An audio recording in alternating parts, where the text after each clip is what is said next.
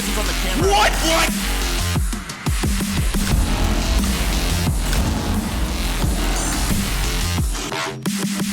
I'm so good! Now all on silence in a 1v4. He takes 2. Down goes both. Can he stay alive? He downs another 1v1. On to Kento and he wins it! Clutch this round out for IF. He gets 2. That's the defuse. That's huge. Mikey, no social damage on the drop. Where Subarctic is sprinting around desperately, and we're going to overtime.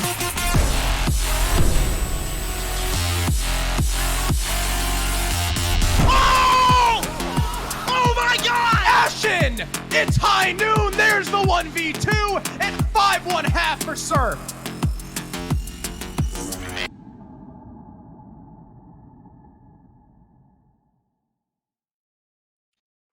Hello, everybody, and welcome to, I suppose, play to number 4 for SCS Season 6, Stage 2. I am Lynx, joined by Benny, and today we will be rounding out both Group C and Group D. So let's take a look at some replays from yesterday, Benny. What has happened over this past I think I lost both my predictions. You know, you haven't having the best time. I am also having a worse time than I did last stage in that I got one game wrong so far. Yeah, I think this is the match where I think this is the first match I got wrong, and then second match I also got wrong here because I thought Judgment Day would prove maybe close to that, but they just got a bit smoked. They it was 7-2 if my memory serves me well. No offense, Benny. I thought Wichita Wolves Academy for the easy prediction. I always love the classic Ashen spawn peek. You shoot the right side to peek left. I just you wanted shoot to be the the left side to peek right. But I also thought it'd be a closer game. Well, you were wrong, unfortunately. Unfortunately. Or fortunately for me. Yeah, for you. It's not a competition. But if it were, I'd be winning. It's still bragging rights. That is true. Be bragging rights over Benny. So yeah. Wichita Wolves Academy versus Judgment Day was obviously a 7-2. Then we had Team Mystic Chess Club. This one, I was a little less sure about. I went with Chess Club, which was right in the end. If you saw the game yesterday. Yep. Yeah, but I feel like here, it's a bit more understandable to go Mystic. I feel these teams are a little bit more even. Yeah, especially because like Chess Club's still a newer, well, not really a newer team, but they're still a bit of a poke stack. So that's why it's not as crazy. It's not as for sure gonna win here, so that's why I picked Mystic. But the other game, I probably did a bit of trolling by picking Judgment Day. It's not that Judgment Day are bad. No, it's just that Wichita Wolves Academy is linear as SCS Stage 1 winners. Yeah, it's the team who won Stage 1 and is probably the best amateur team around right now. So, silly Benny, pick better in the future. But I'm still up there in good percentage though compared to the rest of them. That is true. You're not like Ty, who I'm sure is last. But none of these are our matchups for today. What are our matchups today? Well, our first one involves group number C. As I so eloquently, there we go, that's the word I was looking for. So eloquently put it a few days ago. Group C, our second matchup will be, or I guess our second matchup of Group C is GASHER'S Goons versus NOOB Slayers, which is the first matchup up tonight. Whoever wins will go play Chess Club, who you saw in that game yesterday. The loser will fight Team Mystic to see who will be the first eliminated. Yep. First one kicked out of Group C, and then of course later on today we'll have the Group D match, but that's for later on, not for right now. And I thought you said Group number B by accident, but you actually did it on purpose, which is good to see. Yes. It's called taking the mistakes we made and using it for a bit later on. That's the philosophy I like to abide by. So let's check out our first game of the night. As I said, GASHER'S Goons versus NOOB Slayers.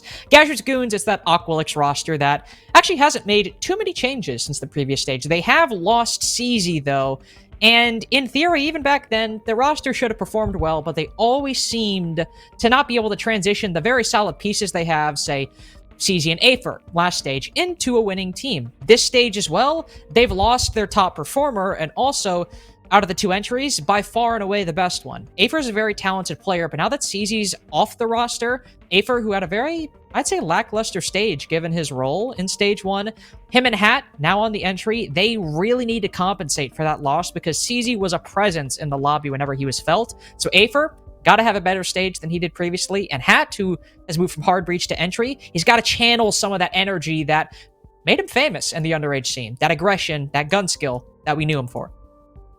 Yeah, I'd say GASHER'S Goons, even before this too, I was always wondering what their identity was. It's always been interesting to see them change. It's always been throughout weird. The roster throughout the changes and everything. Even back when they were Oculix too, it's like not sure quite what team is. Hey, on the other side, we have Noob Slayers coming up to play against them today, and well, it's a new challenge for an unproven team. This team has been through qualifiers. We've seen them play, and even though sure they've got a great giant name on their team, it's not been that big. We've seen every single player with the qualifier do their due diligence, do their job, and prove that they're welcome here in SCS to try and do their best. And I'm interested to see how they do today, because it's again a new team. Let's see if we can see some new talent come up here and really prove us wrong.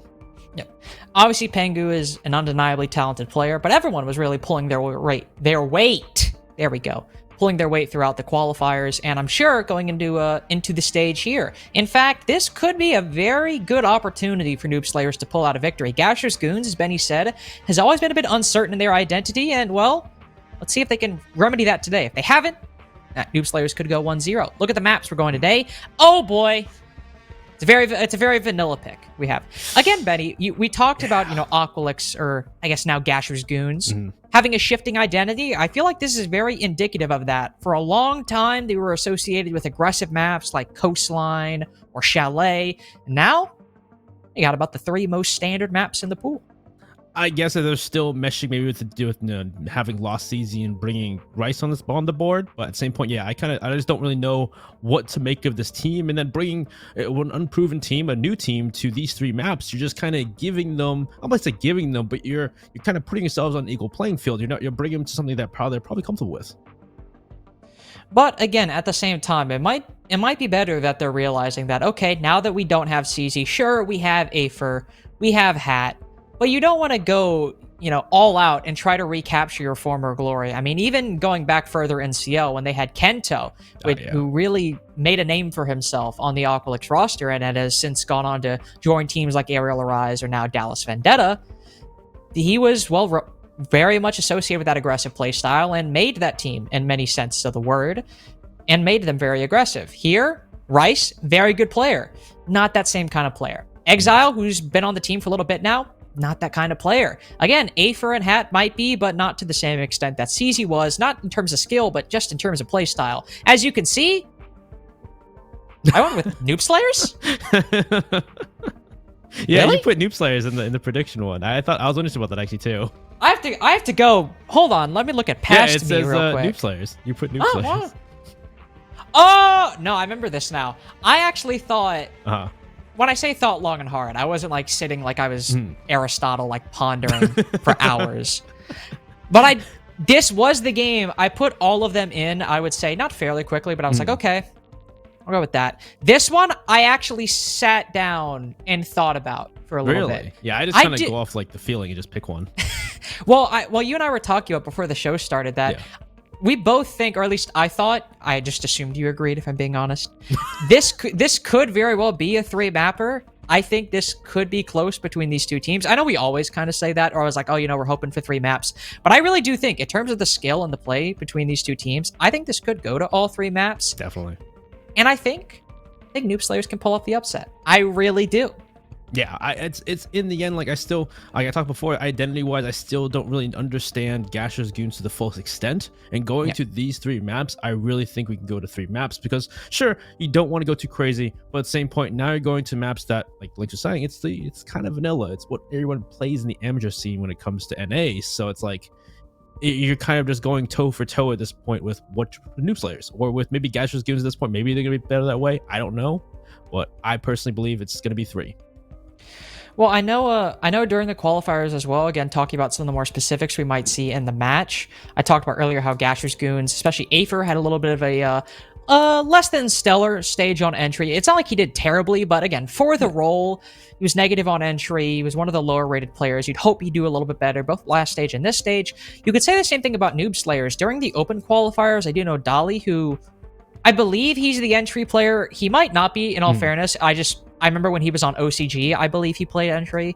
Dolly also wasn't having the best stage. I could be wrong there, so keep that in mind. But I do believe that some of the entries on Noob Slayers also haven't been having the best of times, so it's also fitting that both these teams going into Stage 2 might be facing some of the same struggles. And again, just another reason why this could be a slugfest and go all 3 maps. And when we get to Club, Benny, which is just like and if we get to club, if we get to club, let's call it. If we get to club, that's going to be a true equalizer between these two teams. At least it's not Oregon. That is true. At least it's not Oregon. Though, on the flip side of that, the last time I physically remember this team playing Oregon, this AQ core playing Oregon, was the one where Gasher knifed somebody to win the match. Oh, yeah. I remember that now too, yeah. So, to be fair, it's not like a team with Gasher on it on Oregon has not been eventful in the past. There's so many different things here. Like, both teams I've not seen enough of. Like, I've seen enough of GASHER'S Goons. Even seeing enough of GASHER'S Goons, I still don't really understand the identity. Noob Slayers I haven't seen enough of, so I don't know if they're they're unquantifiable at the moment. I don't really know what they bring to the board when it comes to play style or how they play at the moment. And that's just kind of interesting. You're bringing them here, and we'll see if one team will understand the other better. Who's going to be better at adapting? Who's going to be better at figuring things out in these mid-round moments? Well, and going off of that same point as well, this is a little bit dated, so there is an asterisk on this point, but this, GASHER'S Goons, I keep wanting to call them Aqualix just because they were called that for so long, but GASHER'S Goons, this team, this, core 3, 4, 5 players overall, they have struggled with kind of that puggy aggression in the past. The FPL Queens was a big example, of course. That was FPL Queens who clearly they had some secret sauce going on that we weren't that we honestly still might not figure out for the rest of time, but still, can they handle it here? Will Noob Slayers even play that way? We'll just have to see, as this is Noob Slayers, one of their big first tests, and they're actually their first test in the main season, but one of the first tests overall. We'll get into the map again. It is Villa starting out GASHER'S Goons. We'll be starting on the defense. I imagine that they will ban Thatcher Or Hibana. But I imagine Thatcher would be my guess. Could be Flores as well if they're really trying to get risky with it. They're really trying to go crazy. They go crazy and ban a buck. It's Thatcher. Yeah, ban the buck. That's really what it's going to be. So, Benny, what do you think? Hibana or Flores here? Oh, hey, you called it. In a sense, I guess not really. I mean, we've seen Flores become a lot more common of a ban on Villa, which is ironic because when I thought of all the maps he'd be banned on, this was not one of the ones where I thought he'd have a high ban rate. I guess in a sense, it's still like the shields are important, though. You can go below and destroy them with Ash or Zofia or with grenades. So I can see how, banning Flores is important, though, because still it does smooth line the process of dealing with that utility. Yeah. And then Valkyrie, and I'm assuming be Mira, but with Flores ban, usually that does kind of entail a Womai ban at times. So it could be a Womai. I don't know, though. Oh, it is. There we go. Look at that. I got a prediction. You got a prediction, though really it was built off of my prediction, so it's still my prediction if you really think about it. Just saying. It's just saying. No, but it's not that like Flores is a bad ban on this map. Like Flores ban makes sense, but when you think about it, like maps like Oregon, where vertical destruction, say like you can't, on basement you can't really open up the ceiling at all, actually, except like through hatches. Where here, most of the entire map is soft. I thought, on Oregon, we'd see a bit more Flores bans because you need kind of that linear destruction. And we might see a bit more emphasis on Rotera drones because of that. Here on Villa, though, definitely seeing a much higher ban rate. Maybe just because, Flores is pretty simple. Yeah. Put a Rotera drone out, drive it over, blow something up. Smooth. Once you use all your drones, you make an entry out of a Flores player if you wanted to. It's smooth. You don't got to go downstairs. You don't do any extra steps. You just send the drone in and blow it up. Simple. Press the button. Well, we don't need to worry about that here. Instead, actually, Noob Slayers don't really need to worry about too much out of the ordinary. It seems to be fairly standard coming out from GASHER'S Goons, though Gasher, these are his goons. Gasher's playing Legion. Which is not something that I would normally think of for an Aviator Games defense. The setup we sometimes see is, we have a Flores ban, you might bring a Goyo in response, really emphasize those shields, but they still have plenty of utility, like they have the Banshees, Electro Claws for hard breach denial. Legion can always just be good just for some indirect utility, put some on bottom main if you want to, put some in 90. It's really a very versatile operator. Yeah, it's still nice. I guess using that in the Banshee, the Goon mines in the Banshee can really, really eye out intel wise where they're coming from. If they try to go for we've seen a lot of times where people go for late round plays on Villa here, such an ABG. You know, going for like, you're going from skull side, you're going from 90 side, and well, someone's got to go to study, someone's got to go to the main stairs to try and make a different play, because well, it's one-dimensional at that point. So having those Goon Mines, having those Banshees could make it so that people on Gasher's Goons aren't taken off guard in those late moments. Well, Gasher himself is looking to be something, you know, a little bit of a pickle as they're trying to roam on this, you know, trophy statuary side, waste time, and Trist, oh, he looks away at the wrong second. He's gonna be able to catch him off guard. Nope. Yeah. Hey, Gasher gets away at least though, and they're wasting time. That is true. Apherd also now on red stairs. Gasher can move down and support the Malusi from below. So the initial roam might not have been, well, honestly, it might have been successful. It took about 45 seconds. And the more important part here is now Gasher's Goons can move back to a position where they can still very effectively hold. Gasher can hold down below inside of Memorial, making sure nobody can push Apherd from below. And Exile playing aggressively on that skull doorway does the same for the top floor. So far, though, it's none of those three players I just mentioned to fall. It's Trist gets a kill onto Hat, but he's not long for this world either. Rice quickly swings out into Book's hallway and trades that back, making it an even 4-4. Apherd will take a very risky gamble, sprint up those red stairs, but he's spotted. I think his hip spotted by Dally sitting out behind that column, and we're back with an advantage for Noob Slayers. Looking good here. And well, I'm not sure if they destroyed those electric claws from Exile, so it looks like they have at least opened up the wall into Vault. So it's still a good cutoff having that wall open. So it's going to make it difficult for, you know, Exile and them to walk through, or give a chance for Noob Slayers to walk in and start taking fights, depending on it. It looks like Penguins on the other side going for that misdirection. At least they're opening up the wall, see if they can open the wall into, you know, area or Aviator. But it looks like he's just going to walk in. Vipo just walks in with nobody with him. Shockingly, we'll trade back, and they're actually getting the plant down. Smoke should be able to at least stop them, but it looks like that smoke is for the Aviator maps instead. Oh. And well, now Gasher has to quickly move back to the site. Rice not able to fight the 1v3 by himself. No, I say that, he's got 2 kills so far, so maybe there's still time to prove me wrong. There's one player inside of Study and one player outside of Skull, and while Shotgun's distracted by Gasher pushing in from 90, Rice takes that exact opportunity to swing out, and now it's on Pengu in the 1v2, but the Shotgun's right there around the corner to put a stop to him with one solitary shot. Seemed a bit dangerous for the first minute and a half of that round, but Rice going massive gets Gasher's Goons their first defensive win. Yeah, that was a bit scary there, especially when it came to, like, early round, it wasn't too much. It was just, you know, Gasher's Goons trying to waste time. They did waste time. They were, you know, incrementally pushing back, trying to, you know, go from defense position to defense position, wasting more and more time. But then, you know, it started to pop off. You started getting seeing kills from Noob Slayers go off, starting to kill people like Apherd, people on site like Exile as well. Those are the big kills that kind of pushed them further and further into that plant. And then big thing there, at the plant spot, we had one player sitting behind Maps table, and that's where I guess they thought they were planting. So that's where the smoke canister went to, but they were planting behind Vault.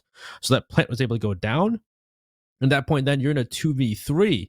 But good job to Rice to get a pick, and then great job from Gasher's Goons. You know, Gasher and Rice to then work together, you know, able to use the smoke canisters to then isolate the attackers, make sure that Pengu can't swing, kill Shotgun together in a 2v1, and then make it a 2v1 against Pengu to then seal off him and get that disable off. So great job from Gasher's Goons, and really just great job of being able to recover despite being both in, you know, a post-point situation and a man disadvantage.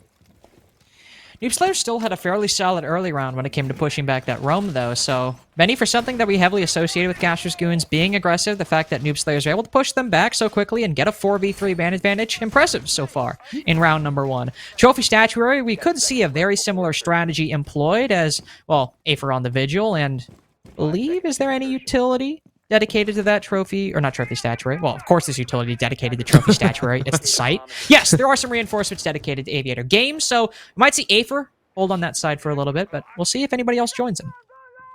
Exile still has one electric claw, so they could put one on the Aviator wall. We've seen Noob Slayers bring out the Twitch very often, so assuming that you can use that to try and destroy those electric claws and actually, you know, get the way in the sight, because we've seen electric claws, you know, prove to be a difficult thing these days in comps. So got to bring a Twitch here so often, or, you know, or grenades, or use flashes, depends on how you want to do it. But we'll see so far as Trist is going to be the first one maybe into the building. Going up those pantry stairs, they're going to try and clear from below. Nobody from Gasher's Goons is roaming towards that direction. Gasher maybe towards red stairs, but they should have no problem walking to kitchen or dining and trying to open the floor up. And then maybe even try to destroy electric claw from below if it is on that tri-wall from bedroom. I imagine there is one there. It is, well, it is a trophy statuary defense after all. Yeah. Yes, there is. You can see. Fully electrified. Exile also playing in the very, very standard position on that triple wall. The floor? I don't know. It could be in the floor. He's got one in his pocket, so it's got to be somewhere by that wall. But oh no, Shotgun a little bit careless with his Twitch drone, just more so hoping that nobody spots it. Sends it on in, and I don't believe he has any more bennies, so they got to find some way to take down that electric claw from below, but until then, they've got some bigger problems to deal with. Afer close by out inside a living room right now, not get the first pick. That Shotgun onto Exile, who's playing on that main wall. There's still players trying to deal with this vertical play down below, but as Afer spots one, he only tags up Trist just a little bit. Still got to take the fight. Trist manages to cross successfully for the moment. Still damage being taken all around. Still Noob Slayers with the advantage for the moment. Well, unfortunately, lost Exile on a C4. Afer's trying to aggress and try and bring back that man count at the moment, but this is a good thing. They have someone in the window. They have control bathroom. Triss looking to push up behind Afer, actually go for a flank is big here. If they can take control of Astro Stairs and take that full control, but Shotgun on that window once again, taking down Rice. That should be the last player in Astro, so that should allow for Noob Slayers to take control of Astro. Just going to push up right through here, and looks like the smoke of now Hat's going to be the one trying to take control of it, but at this point, it's looking really good for Noob Slayers. Indeed it is. There's still Afer down below, but because he's the Vigil, he doesn't have a C4 or anything like that, unless that impact grenade is very well on point. He's got to go for a flank of some kind, but Trist fully anticipates that. He baits him on Astro Stairs, takes him down pretty quickly the moment Afer peeks his head out from inside a kitchen. Pengu gets his first kill on the board, and it's on Hat to get his first. A nice shot at that. He gets one, but that's all he'll get for his troubles. As Noob Slayer as well, they get their first round for 1-1 so far.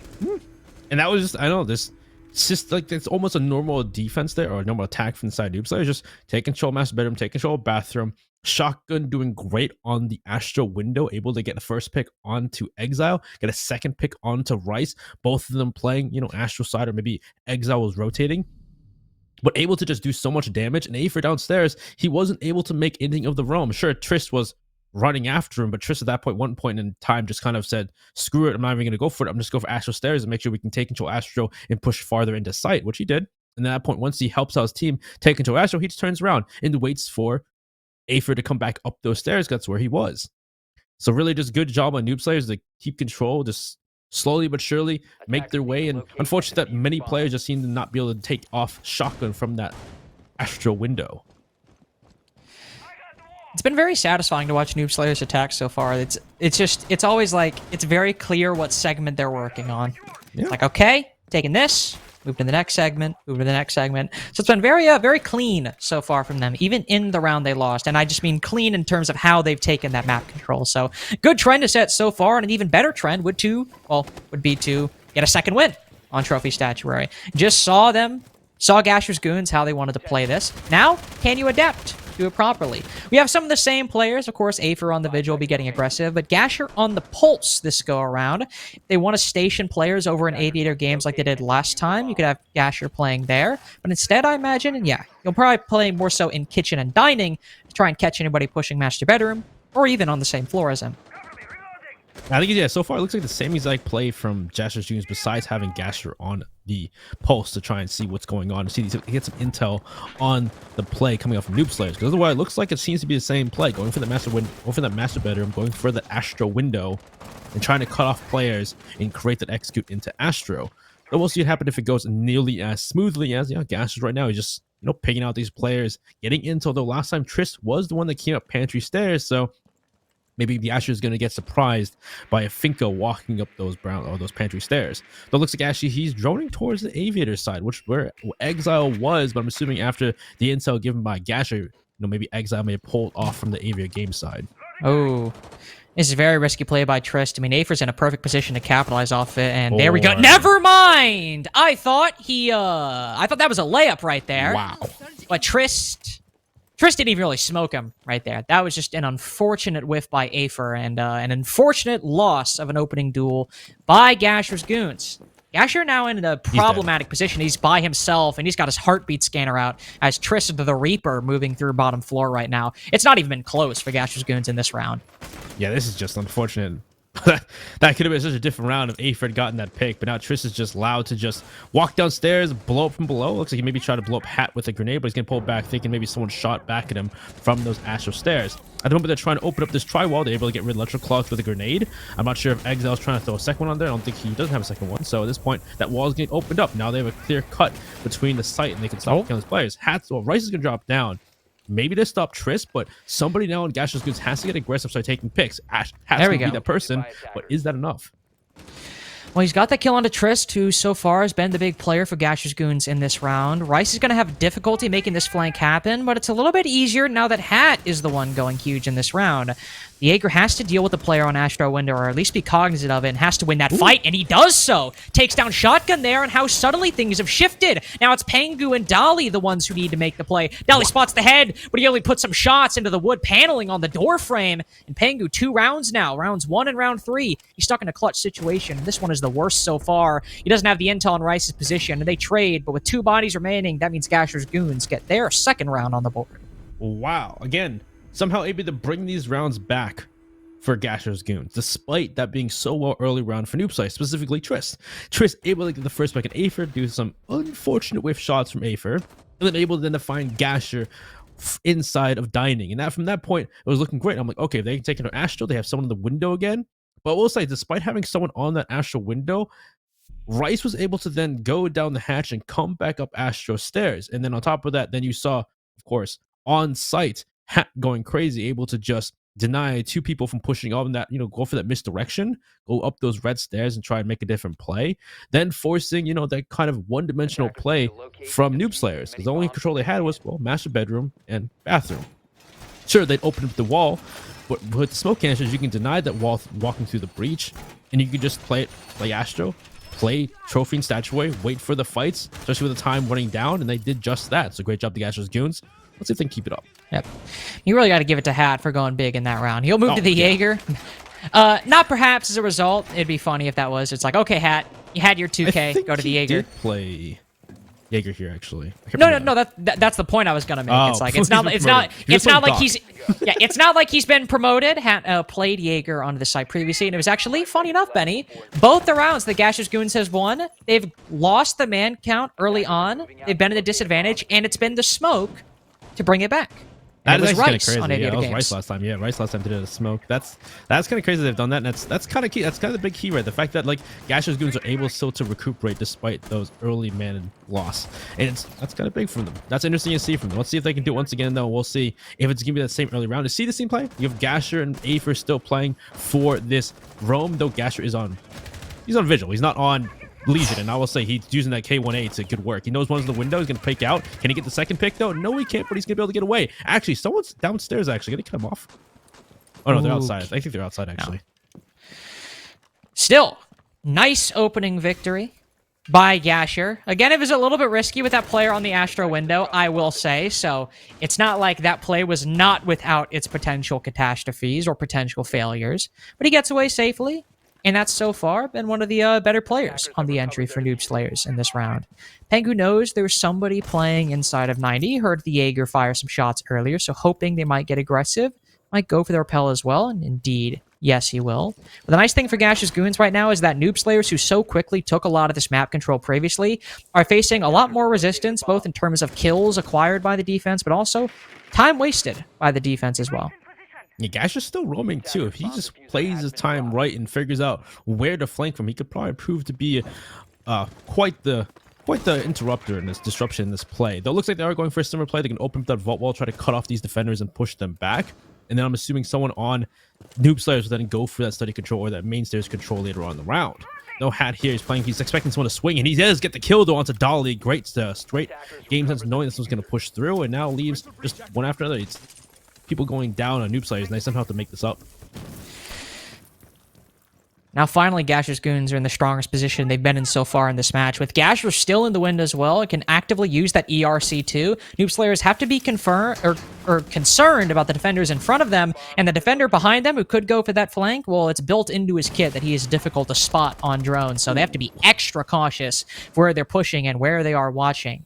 Noob Slayers have opened up vault walls. They have a nice position, but Rice, the smoke player, peeks his head out for just a second, and Shotgun is able to cut it off right as Rice peeks down below that wall. It's an effective 3v3 on site right now, with Gasher still playing down below, but he's slowly creeping up those red stairs, and it doesn't appear that Noob Slayers, who are very focused on the players in front of them, again, they're not concerned about those behind him. Gasher finally strikes in the 4v2, and Vipoa outside the map, likely holding one flank somewhere. We'll take the final 17 seconds to just talk over the mistakes made by Noob Slayers in this round, We'll give GASHER'S Goons a 3-1 that will make Noob Slayers hopefully a little bit more coordinated and hopefully a little bit better going into what I believe to be and what I assume to be a defensive kitchen. We'll see next Would make round. no sense, yeah. And that round really just coming down to the fact that, well, it was the same play from Noob Slayers. Noob Slayers played the exact same strat as they did the first round, and well, this time around, GASHER'S Goons were a lot more aware. GASHER getting the first pick, knowing they're pushing for that master bedroom control, and then being able to rotate off. In that control, he sits downstairs, he lurks down in the basement for the longest time, and they push forward. And on top of it, then you have Hat. He knows last time he died inside a classical, he died into that 90 control. This time around, well, if he can evade Pengu on the window, he can get that first pick onto, or the second pick onto Dolly coming around the corner, because he was in a position where, well, it's a 1v1. There's nobody in a position to refrag Dolly at that point because nobody's with Dolly.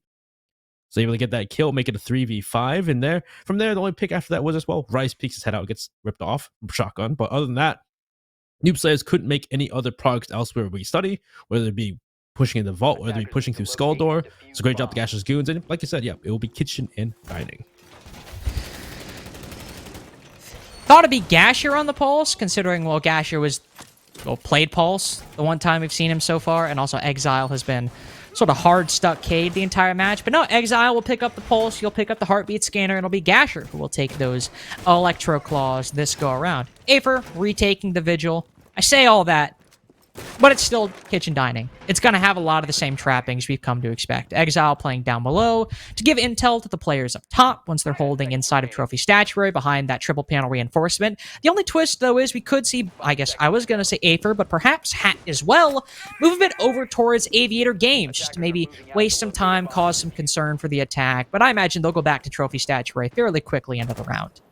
Yeah, so that's right. They have the Pulse, but they don't have any C4s. It's just Gasher and Exile with their C4s. So that'll make them count if they're going to try and kill Dowley if they do go for that vertical control on the side of Noob Slayers. We see the Jackal brought up by Shotgun rather than bringing the Twitch, which he's brought for the last few rounds.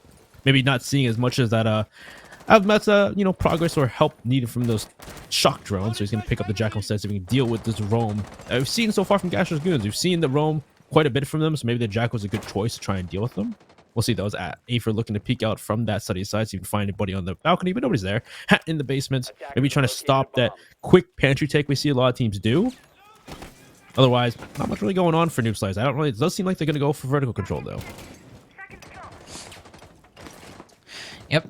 All so far consolidating outside of master bedroom and bathroom. Aether getting aggressive on Brick's doorway. That'll be where he takes the first bit of damage in this round. It's now Hat to get aggressive instead, but as a nade sails through that doorway, he'll say, nope, I'm good. If I'm going to contest this, it will be on a long angle instead of, again, sticking my face in the Brick's doorway. This is the benefit of the Pulse, of course. Exile has now spotted that there's not one, but two players down below, likely going to open up that pantry, or that laundry wall, excuse me. Now Exile's position, a lot less certain. He'll fire some shots out, but still, with a minute and a half in the round, never mind. Has been a down so far due to a C4. Triss suddenly picked back up, and everyone on both the defense and the attack eager to land an engagement on this doorway. Triss begging the K to peek him, but neither peeks their head out for this moment. Just firing so many shots back and forth. One finally moves on in. Aether just swings him brazenly. It's 3 kills for GASHER'S Goons so far. Vipoa finally gets one, taking down Aether as he pushes into bathroom. But oh, Benny, that exploded a lot more passionately than I expected. Unfortunate timing, dude. He was reloading behind cover, and you just see the silhouette of Aether just swing. I get, dude, that's just, I don't know if he knew he was reloading or what, or they didn't know that someone was in closet, but just the pure confidence to swing, despite being, besides knowing that knowing that someone was in closet behind that player of Triss. No, Vipoa get one ball on the hat, but still, it's a 2v3. It still can be brought back. There's 40 seconds. We need to see some crazy progress, though. We need some crazy plays from these two players to bring it back, though, because otherwise they're kind of walking into, well, what GASHER'S Goons are probably expecting.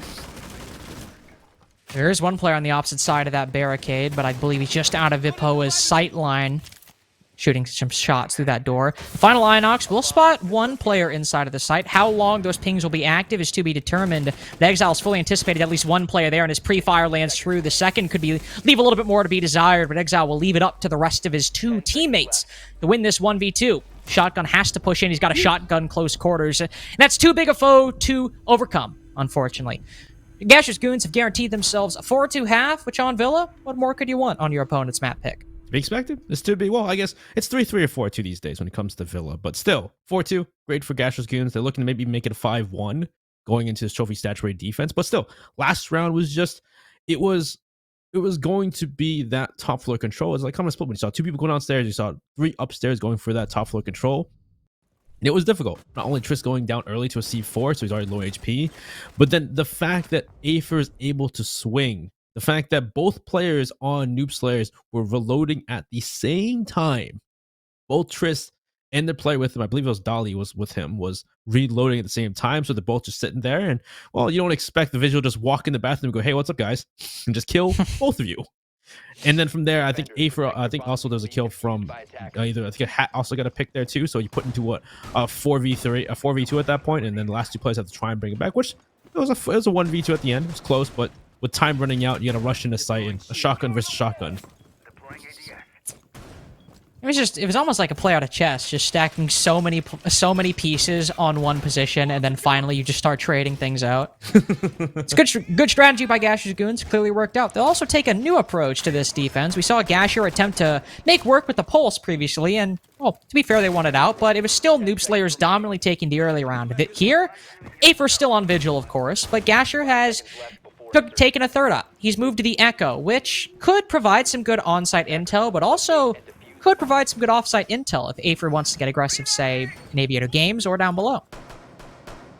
Yeah, it's still, yeah, these early rounds, though, they worked it out last round. They've really fixed up some of the issues, but the fact that still it's always been kind of 1 or 2 players trying to bring it back and clutch it for the team, not so dependable at times. So we'll see if this time it ends up being that same way where 1 or 2 people have to try and bring it back.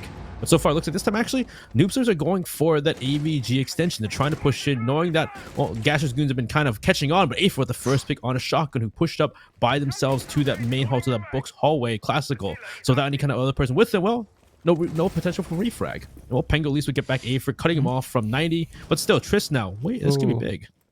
Well, there is one player on this doorway, though, and I'm not convinced. No, I was not convinced whatsoever they had made much progress in terms of the intel. And look at how much active intel they have on the player sitting outside the study doorway. Exile can't flick in time on a Dolly, who gets stunned by the Yokai drone, but there's no capitalization. Appeared that there might have been a little bit of lack of utility by Triss. You can see him quickly pushing up over towards Statuary, not aware of the player on the opposite side of that doorway. And even then, Aether somehow slipped by over in Aviator Games. Maybe just a good timed activation of his ERC. Who knows? Yeah, I guess it's unfortunate that they couldn't really tell where, because the ERC, they couldn't tell where Aether was, but Shotgun by himself just pushing up the classical hallway with nobody to refrag. It happens, I guess, in those early rounds. We leave it at Dally and Pengu to try and bring it for a team, but it's a one-sided affair. It's coming from one-dimensional take here for them. They're just kind of trying to push into these doorways, try and find a member of GASHER'S Goons, peeking up too far, getting a bit too aggressive, maybe getting a bit too antsy in their positions. Give that Noob Slayers that mistake to then further their execute, give them that 4-2 half, because otherwise it can be a 5. It's going to be a 5-1. Yeah. Plus, you still have to deal with Hat, who is certainly the competent smoke player, aided likely by some Yokai drones in GASHER'S pocket. What is Noob Slayers to do? Dolly will go down below. It's a minute left, but he does still have 2 grenades, so could send one either through the floor or up over that railing. He'll go with the first option, and oh no, just a little bit too far to the right. That'll even give the game away, and Rice will decide to pull off from his position behind the A bomb chassis. Dolly moves back up, says, okay, odds are I'm not getting these nades. Sends a Selma on through to destroy that shield, but GASHER takes Pengu's head off soon after that utility goes out. 5-1 for GASHER'S Goons starting out on the defense, and again, just 2 more round wins on attack. They've won their opponent's map. That early round really screamed Aqualix, though. Yes. Oh, yes. That is Aqualix right there. That early round screamed Aqualix. The fact that you just have two members, one playing AVG, does back off, but then you have the other person, Aether, just swing from classical, able to get the first pick on a shotgun.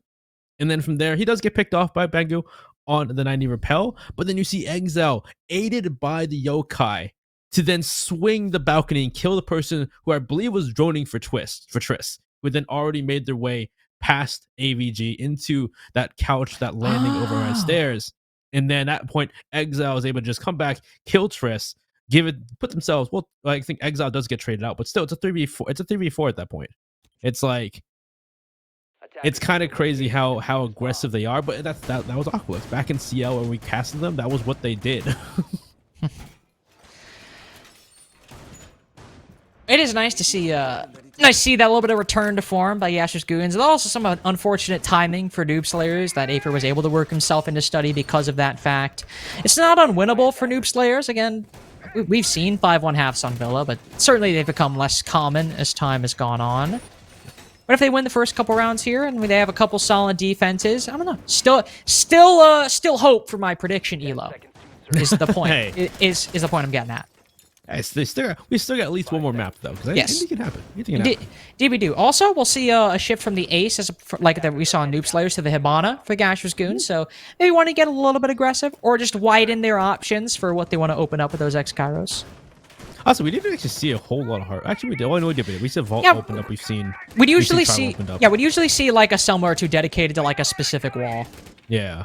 So it's interesting to see them bring the Hibana, and they'll see if they can open up more with that compared to the Selmas. Because, yeah, we only really saw like a few things open up, whether it be a Tri-Wall, whether it be Vault. We didn't see that Aviator Wall open up because they kept bringing the Kaid, which Dali's bringing right now. We'll see if, maybe if GASHER'S GOONS can deal with most of those Electro Claws and open up more walls, as it looks like Vipoa is going to be dealing with 2 players to push up this main stairs play, which you didn't see from Noob Slayers whatsoever. They never went for this play at all. No, they didn't. Vipoa's got to be a little bit careful, but as he catches... Ooh, Aether just got his back turned to the stairwell. Don't believe that... Who is that? Who is that over in art right there? Is that Hat? I'm not too sure. Either way, whoever it was, yes, it was Hat.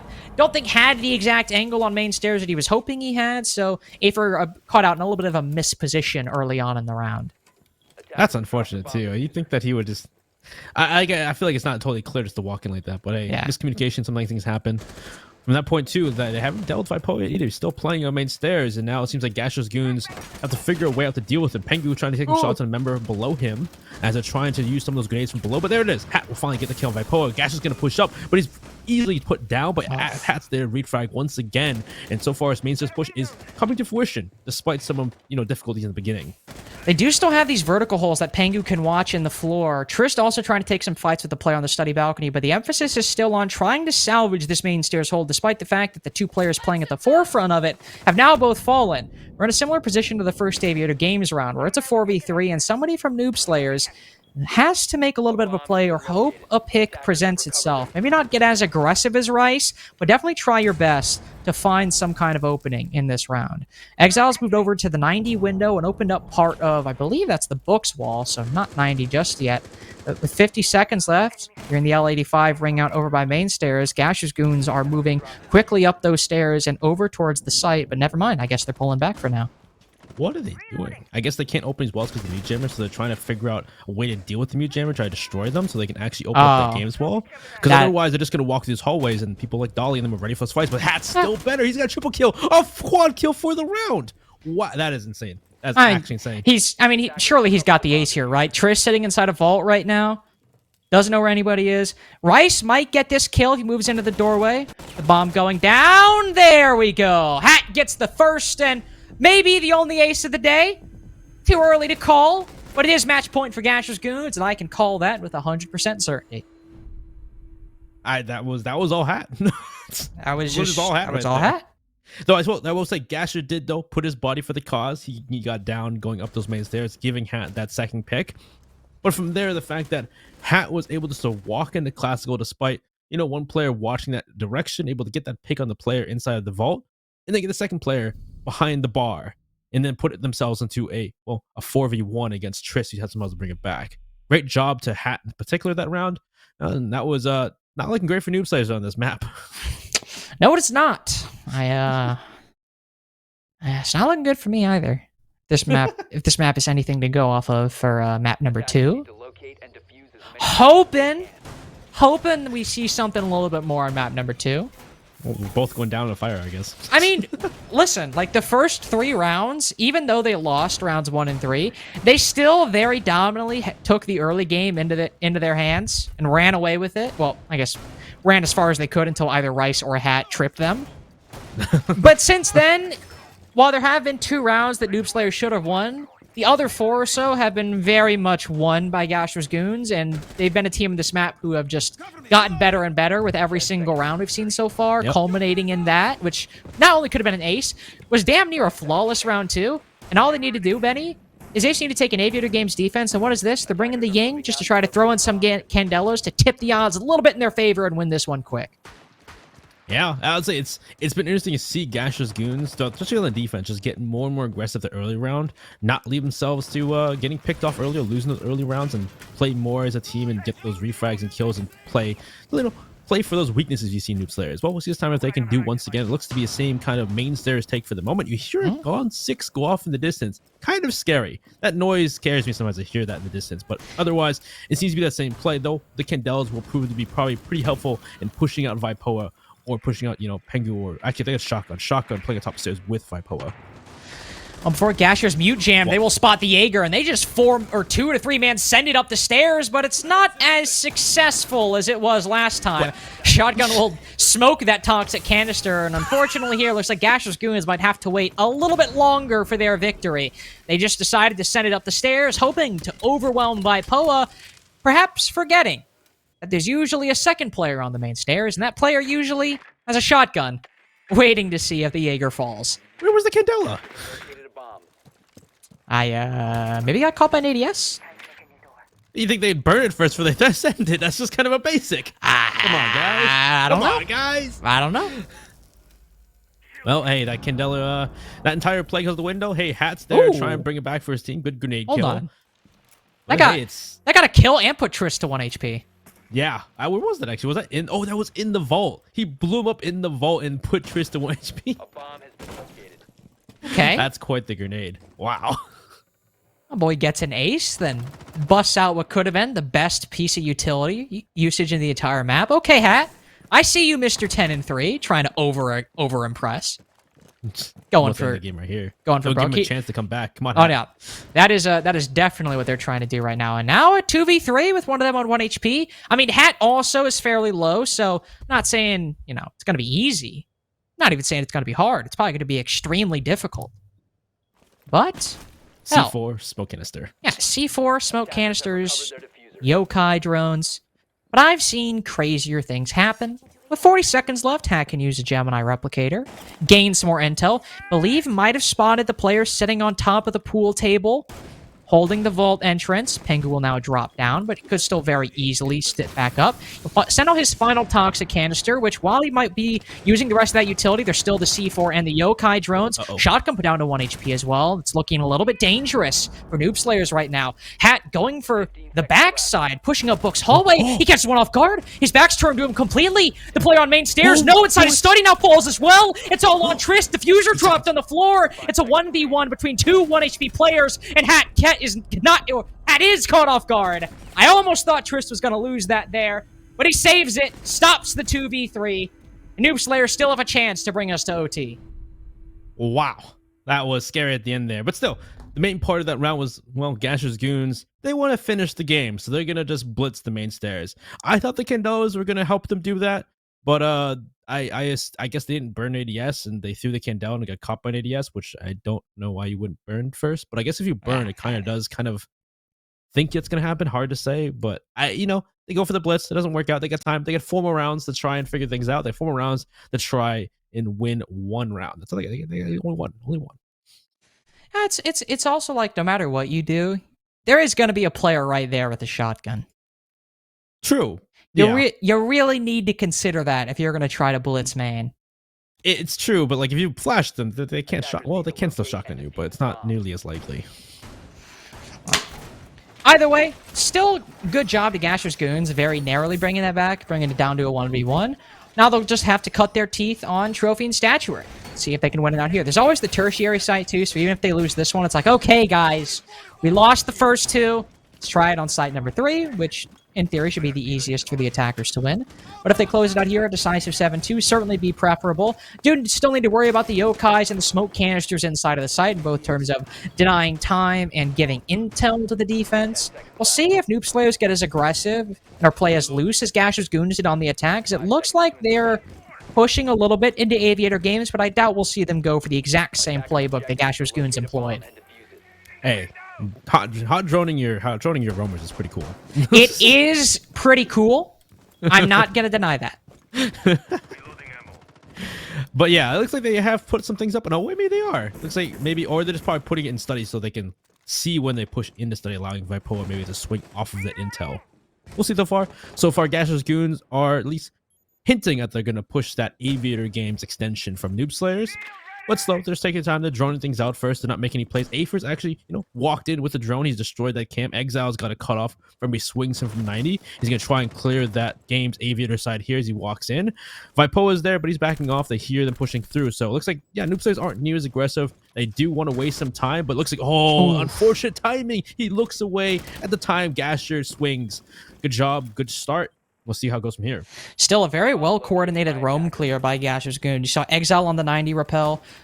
Gasher coming up from below to cut off Vipoa. Good look so far. There has been a Yokai drone unspotted inside a study that gave some active intel on Hat's position, but unfortunately, nobody really there from the defense to capitalize on that intel. And now Trist has to try to work a Yokai drone back through enemy territory or just hope it doesn't get spotted, and it's almost like a flank cam for the defense, in a way. It does get some good intel. I'm not sure if anybody hears this going on, but if someone is able to swing or go for a flank, this is huge as intel right here, just knowing where these players are at. Wow. Knowing there's one in red and they know there's 2 players here. Now, with that intel, they can know that maybe there's some other players pushing elsewhere. Hat's going to swing, though, and there should be intel for Trist to play off of, especially if someone can see the cam, but he still loses the fight to Hat. Hat is just that much better there. Great job to Hat and just slowly dwindling down the defense.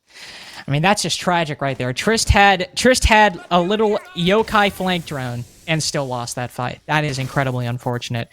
Now, Noob Slayer's in a position that GASHER'S GOONS were for a few rounds on their defense, having to try and bring the man count back in a 5v3. It's always difficult to play sight in this position, but Noob Slayers don't really have a lot of options right now. Shotgun will swing out, but Exile and Gasher both do even worse damage to the defense than they incurred. 7-2, good half for GASHER'S GOONS. They've won their opponent's map pick decisively. Now all they have to do is win their choice of cafe. They'll go on to the winner's match. Yeah, that was... I guess maybe we are a bit worried about our predictions, unfortunately, Wait, did you predict Noob Slayers as well? Oh, no. I predicted, I predicted Noob Slayers. But yeah, anyway, that was quite the showing from GASHER'S GOONS, and it was definitely an answer to a lot of questions when it came to, probably a lot of us here on the desk is just like, what is that, what is the identity for GASHER'S GOONS? And it seems like they're still partially that aggressive team, but they seem a lot more coordinated, a lot more just together as a team in a sense, a lot more coordination, a lot more pushing together and making those strategies work rather than just playing purely off that aggression, purely off that full court press that we've known from them in the past. Because it's always been an issue with Aqualix. So sure, they're a great team, they're great gunners, but there are times where they leave themselves to the situations where they can lose people early because of that aggression.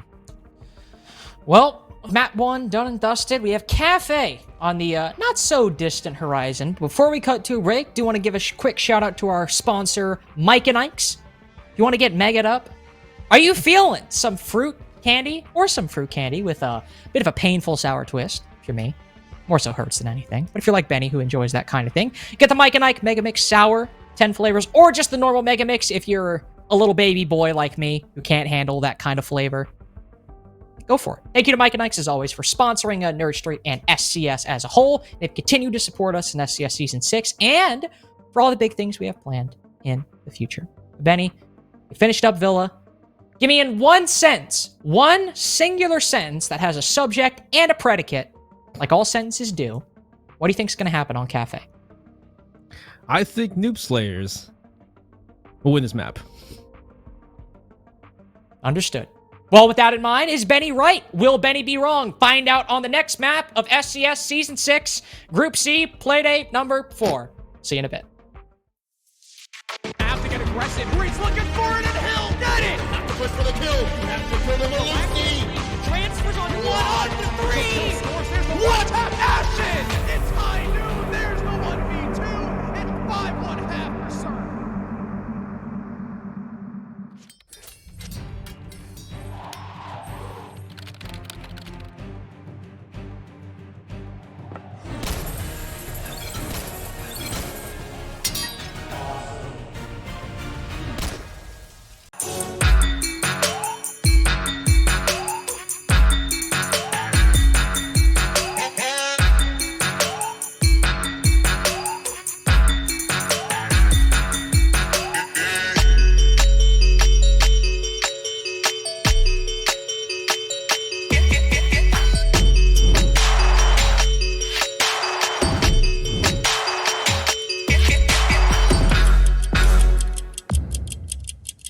Welcome to the NerdStreet Winter Championships, featuring SCS6, a yearly open tournament series hosting the best players and teams North America has to offer, culminating in a community favorite, the Pro-Am.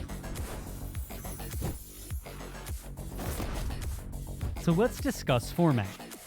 During the Winter Champs season, SCS6 will consist of 2 stages, where each stage begins with 2 open qualifiers. Once Stage 1 is complete, there will be an additional tournament offering 1 more qualification spot prior to Stage 2. Through participating in SCS6, players will acquire leaderboard points and cash prizing. The winning teams from Stage 1 and 2, as well as the additional tournament, will qualify for the Pro-Am. The top 2 teams from the leaderboard will also qualify. As we approach the end of the season, the final qualification spot will be determined through a last chance qualifier. The Grand Finals of the Winter Champs SCS6 will feature the return of the Pro-Am, where the top amateur teams have an opportunity to define their talent against the North American Pro League. But in the end, only one team will be crowned Winter Champs. Sign up today and make history.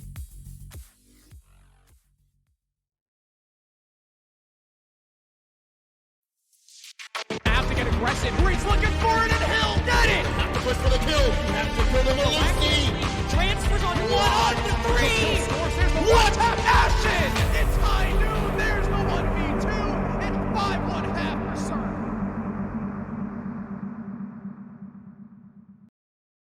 Welcome back, everybody, to GASHER'S, GOONS versus NOOB Slayers. I am Lynx, joined by Benny. If you missed it, map number 1 was, unfortunately for me, very quick. It was a 7-2 for GASHER'S, GOONS. That, honestly, got a lot better for GASHER'S, GOONS that went on.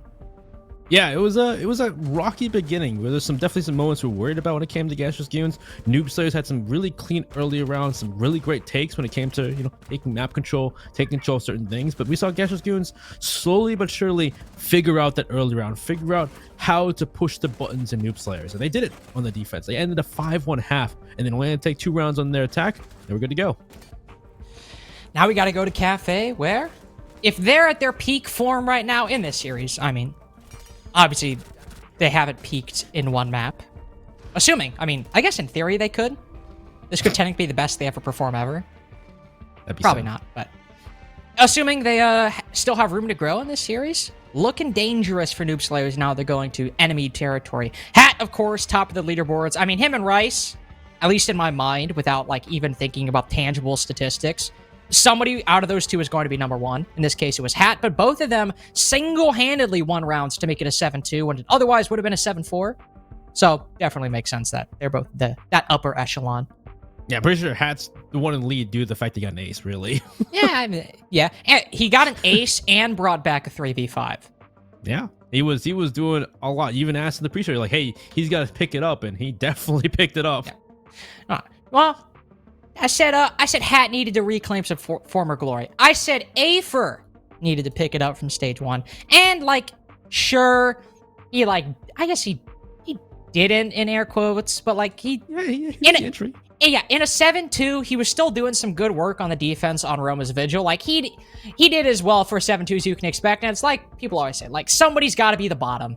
In this case, it's Afer. It just happens. It's one map. We still got time for another one to see how it works out, but we're going to Cafe next, which, let's talk about. That's GASHER'S, GOONS map pick. Noob Slayers got to show us what they got here, and if they can bring it to a map 3, because otherwise this is going to be another quick map, and we're just going to end this night in another 7-2, 7-2 like this week has kind of been going like. Yeah, Penny and I will be like, all right, I guess that's that. We'll go. I don't know. What are you gonna You're gonna go read. Yeah, I'll go read more of the Wheel of Time book 4. Benny will do whatever he wants. Will Noob Slayers, or I suppose GASHER'S, GOONS, give us a quick night or a quick series for Benny and I? Or do Noob Slayers still have some gas left in the tank? Let's find out. We're getting into Cafe. They are starting out on the defense, so it might not be their map pick, but they get the benefit, what is usually the better side. Yeah. Well, this is interesting. See what they ban out, though. I'm assuming it's almost I feel like it's gonna be the same bans as Villa, because it's you can ban floors, you can ban. It actually might be. I would not be. Almost burped into the mic. We're all good. I'm I'm very honest with things that happen like that on broadcast. I realize, like, whenever I go cough or sneeze, I'm like, sorry, I just had to like sneeze really badly. But I honestly would not be surprised if we see literally the exact same bands. We already have a Flores band, which is what Noob Slayers banned on the map prior. We have a Thatcher, which is what GASHER'S Goons banned again on the map prior. They could take after that Flores ban and ban the Wamai out, and I wouldn't be surprised if they do, given last map's bans. Given Cafe too, like Wamai is such a Also powerful true. operator in many different situations. Here's a he banned question. out too. Will this be Mira or Valk? What do you think? Probably Valkyrie, because we've already talked about this before. Like outside cams, inside cams, everywhere cams. It's just ridiculous. Yeah. Yep. There we go. The reason I proposed it as a question, normally if there were other maps, I might be like, oh, it'll probably be Valk. But again, as we usually say on Cafe, Mira is one of her better maps, especially, and might be a bit easier to slot in because not only is she very good, on Cocktail, you literally have the same Mira spot for Cocktail and Reading, with like the other Mira put somewhere else for sites. So like it's not exactly a super strategically deep map that you need to like try and probe to get maximum there's no mirror effect. secrets. Yeah. There's like 3 Mira spots and they're all incredible. Not wrong. I guess it's true, but like say, I guess it's just like, yeah, again, it's the pros and cons of bringing Valk between bringing Mirror and like, I guess in some sense it can be easier to deal with the Mirror, while doing with the Valk can be, well, you hassle in half if you have to bring IQ or something like that, or somehow be on the lookout for those cams. Well, to be fair here, this is also not one of Mira's better sites. In fact, there's really not too many good Mira spots on Kitchen, so Noob Slayers, that's where they'll go first. We do see Pengu bring out the Rook, though. Not an operator we see all too often. Gasher saying nah for some reason. Don't really know what inspired that. Perhaps it, he did. Put down your He did. armor. Attackers have located a bomb. We can verify with empirical proof that Pengu did in fact put down his armor. He's astonished that you're playing Round Rook. 1 has not even started, and we already have accusations being flung in chat. I feel you. It's like you wouldn't expect someone to bring Rook this early in the round. So I feel Gasher. I can understand. It's like there's no way, right? There's no way. First round, you're bringing Rook out. Like what? No way. But hey, we'll see how Gasher's Goons react to it. Pengu's gonna play Shaiko here, just wait for someone to drop down New Hatch, or maybe pull all A towards that side and that will clear out. But so far it seems to be maybe pushing straight for that white stairs, maybe push straight towards opening up that wall of a freezer. But we see a couple members from Gasher's Goons going towards that top floor. We see two soft reach operators as well, both in Buck and Sledge on the side of Gasher's Goons. That's what I was gonna say. We do have both the Buck and the Sledge, so if Gasher or Exile dies, you still have somebody go for that soft reaching. It might not be, I was about to say, it might not be the Buck or the Sledge that dies. It's the Finka, the first to go down. And almost the Yana next up, but Dolly unfortunately misses a lot of shots. Kind of like we saw Afer actually do onto a Finka, coincidentally. On Villa, this go around, it's a 4v4, but Afer definitely worse for wear after that engagement. Look at this, Benny. Gasher already pushing down those white stairs. I guess he heard those two operators run away in Pengu and Triss. They just dashed away. They're like, all right, they're running away. They're going back to site. We got this clear. So now at this point, we should see, Gasher's Goons go to work and open up this floor. And, well, maybe at this point, maybe Afer will be a bit quicker trying to push through, because that's be interesting to see him transition now, because now this is kind of going to that same debacle we see a lot, where the team now needs to transition towards these areas where we see the members of the defense holding it. Triss, he's in a position where he can get shot from above. It's a vertical position that we see Exile opening up, shooting him with that skeleton key, but skeleton key so it doesn't kill him, it just does a lot of damage. Yeah. Trist wasn't even meant for that. Exile was like, opening up the floor. Oh, I almost killed you. Gasher might very well get a kill here. No, not a kill, but it does down Vipoa. Very good timing on that nade. It was to clear out that position, and Vipoa, unfortunately, unbeknownst to him, walked directly into that nade's path. Pengu trying to bring back that man count through the bottom floor, the top floor, I suppose, but Exile's the better match in this go-around. The Buck, more the master of his holes, as opposed to Pengu trying to challenge him. Shotgun and Trisk, the only two left, now made so, with Vipoa being finished off on the floor.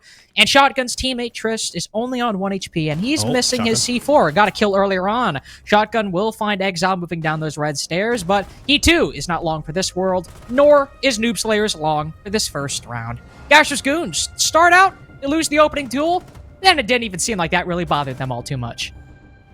Yeah, I would say they lost the opening pick early on, Great C4 to kill Hat, but able to get a kill and a return kill off for that. Try to trade out somewhat, not really a trade, but still able to pick one, keep it 4-4. And then from there, pushing onto that first floor. Not only that, able to get the pick on Pengu, put Triss on low HP through that vertical control, and then able to deal Vipo with a good grenade from that. I believe it was that grenade from Brown Stairs. So this fact that he can down Vipoa, push through, and leaving then the two players in Trist and Shotgun try and bring it back, which at that point, you know, Shotgun's the only one left. He's a smoke with a shotgun and an SMG-11. Trist is on low HP. And then Shotgun takes a fight. He does kill Exile walking down red stairs, but at that point, with Vipo being finished off, they took control boost, took control VIP, able to get the long haul cut off, take out Shotgun, return him, and then at that point, Tristan low HP's last one left, and Pop gets finished off. So good job, the GASHER'S Goons. We go upstairs for Noob Slayer's next try. Slayers quickly pivot to that top floor, not eager whatsoever to try that out a second go around. Thankfully for GASHER'S Goons, with that lineup they've decided to stick to, that core 5, they have about everything they need, and even open up some more options that might traditionally be closed off. Exile in particular on the Buck allows for a cocktail take, which you could technically go for, but you're really forced to use those nades and explosives, whereas with the Buck, you can start opening up so much of that floor on cocktail side to make players like Shotgun and Trist especially uncomfortable playing those positions, and overall make your take a lot easier once you get to that late round. Yeah, they can exercise that vertical play well and push these players. Sure, maybe not even kill them, but push them into positions where, you know, GASHER'S Goons are waiting and ready to take those fights. Push them into positions where it's not, you know, you're not fighting against entrenched positions like that, you know, in Freezer, or if you're playing Pixel or playing behind the cocktail bar. Trish looking to get maybe an early pick if someone is repelling onto that balcony, which one player is, but they're on the far right. So I'm not sure if they're able to catch him off or not. They're just going to look away at the moment. And really, we need to see what GASHER'S Goons do. Like I said before, they have a lot of tools to their, you know, to their liking. They can do a lot of things. Vipo and Hat will take some heavy damage fighting off that white window. At the moment, really looks like they are pushing for that pixel control. Shotgun's saying, no, I don't want you to push for that whatsoever. He's trying to move out. Say, hey, get aggressive. See what happens. Also, I'm going to support my boy Pengu playing inside a Humanoid right now. He says, thank you, Shotgun, but I'm feeling a little bit of the heat right now. I'm going to back out. I'm going to pull a little bit back. And he actually gets the first kill onto Afer. It's not Pengu to fall. Shotgun, who is playing his contact, oh, he's actually felled by Rice. Hat put to 1 HP as there's a player inside a pillar, but Dolly chokes that engagement a little bit, and it's GASHER'S Goons with the momentum. That was some early engagements. The fact that the engagement in Cigar, not too crazy. The engagement with Dally, though, in Pillar, a bit crazy there. I don't know what happens after there. And Pengu's trying to 1-8 from a grenade. He's playing stage, and he's in a precarious position. He's getting shot from so many directions, cut off by Hat below inside a train. But then, hey, there's one back. It's actually a Maestro cam to down Hat from above. That's a bit interesting there in those trades, in that engagement. But now it leaves Vipoa and Triss to try and bring it back here. That was just, I mean, I'm amazed Pengu survived that long in the position he was in, but I mean, that man was going to die. He was no doubt in my mind going to die. Vipoa, there you go. He has a very good opportunity. His Hat's supposed to be picked up down below. Rice is all alone on red stairs, and he walks in front of that breach just a little bit too far. Vipoa is watching. He has the diffuser now as well, so if anybody goes to pick it up, he has a tight and difficult but workable angle. Triss 2 move over. Though below that hatch, and I believe spotted by a drone as well, he has to be careful that nobody's on this roof, but thankfully for him in the 2v3, there's nobody there. One's on that Christmas rappel, though, and that's what Vipo is dealing with right now, and finally everybody swings. Triss can get his teammates trade, but still in the 2v3, and now the 1v2. Trist has to do more than is expected of him, go more than 1 for 1. Try to even things up 1-1, just like they did on Villa. 20 seconds left. Hat's on 1 HP, with 81 bullets and Gasher reduced as well. I've certainly seen more unwinnable rounds be won. A Maestro cam inside of sight. Gasher on 1 HP. He's got to fire a couple more shots, and they land in time. Headshot snipes both of them, and we do even things up in round number 2. That was I want to say that was a wild round when it came to engagements, but still, it's great in the fact that, well, it's great that, well, Noob Slayers, unfortunately, they lost some people early. You know, trade out kills. Pengu gets the first pick, trading out Rice. You know, going for kill here. And it was just interesting how then Pengu tries to get away, gets cut off and train, and it leaves in 2v3, but, well, 2v4 actually, but they're able to get that pick onto one player going up the stairs. I forget who it was, but leaving the diffuser on red stairs, allowing them to create that crossfire on the diffuser between Triss and Vipoa. And so at that point, it was kind of like just able to play those picks, and especially with the time wasted, there was so much time they'd spent just fighting, tooth and nail to take control of piano, which in the end they couldn't even do. So at that point, it allows them just to waste even more time, put Tris in a 1v2 with 20 seconds left. And then especially the BP, especially all the cams available, there was information, so much information to Tris play off to get that 1v2. He played it great. So good job to Noob Slayers to keep themselves in the game 1-1. We'll go down to Reading and Fireplace next. Not going back downstairs. Not going back to the kitchen just yet. No, they'll try out Reading Room as their second defense. Well, they'll put an emphasis on holding up on Cocktail for as long as they can, and then pulling back down to the site when they need to, and not a moment before. There is no smoke, so all their, I suppose, plant denial will be on those 2 C4s they have, and so they have to decide, do they want to use it on vertical play to stop the attack once they move across that bar, or do they want to stop them if they go for either a dining or a reading plant? Pengu has also made the decision to bring a bulletproof camera instead of a C4, so there is a little bit more intel to influence the vertical play if he decides to place it upstairs. BP's have been pretty useful as late, really, it seems like. And well, we'll see Exile jump off of the buck and onto the Twitch, which could be helpful to deal with some of these, both these smoke and shields, mute jammers, anything you're going to destroy with that, well, and even the goo mine. So, but at the same point, now they only have one soft breacher in Gasher as a sledge. So it's going to be important for Gasher to stay alive, especially for these reading takes. That vertical pressure is so very important. Not saying you can't do, a reading fireplace take without a sledge or without a buck, without that vertical control, but it does make it a lot easier to have that verticality. We'll see so far. Looks like they're trying to drone things out, though. The Mozzie Pest and Jammers are going to make that difficult. I think you might hear, I believe that was the player. Ooh, no, I thought it was the player inside, or the bottom of Red Stairs, but it was Afer outside who, fired some shots, I believe, above, and then hops through that window and cuts off Pengu's head at the moment he touches the floor inside of Train. Unfortunate that they lost ground inside of that area so quickly, and while Shotgun and Vipoa both have 2 important positions, especially if that hatch is open up, which I believe it was. I believe it might have been Pengu's last act before he fell. Yep. They can certainly deny a dining push, but still a difficult position if GASHER'S goons decide to turn their eyes toward you. Looks like they'll drone out Tris as well, playing in the 90 hallway. He's going to back off, but still, this is kind of difficult. Without the vertical control, and especially the C4s available, and the players who could play inside a train or maybe back off towards the white stairs, it's going to be difficult to make play. Viper will trade back out, take out Afer in return. And now so far, it's this time to trying to push straight onto site rather than get that vertical control. And this is going to be a time where we see Noob Slayers then push back downstairs maybe and hold off, but then maybe that will give a chance for maybe Exile or member upstairs and then take that control. As Gasher's on the window, Exile upstairs on the roof still, as Vipo and Shotgun are just trying to stay up here. All the C4s have been used. You can even see the Mozzie use it to try and hold some vertical holes made in Train. We'll see something a little bit out of the norm and some hard breaching on Reading Room and Fireplace. Normally we don't see those X-Kairos or hard breaching of any kind be used, but Rice has used all of them and opened up a hole inside a pillar. Vipoa trying to get a tight angle. He will reap some reward, but there's a Finka close by to make sure that that ground is quickly taken back for GASHER'S goons. Shotgun alone up top. He has Exile to deal with, but if this is a 1v1 and a 50-50 at that, Shotgun could very well win it. But he's not fully cognizant of the sledge's presence. He'll drop down, though, and thankfully save himself for a potential death that would have left Dolly in the 1v3. He's still down below on the site. So until Shotgun comes back, which he just now has, it's more manageable now that Shotgun has brought it back.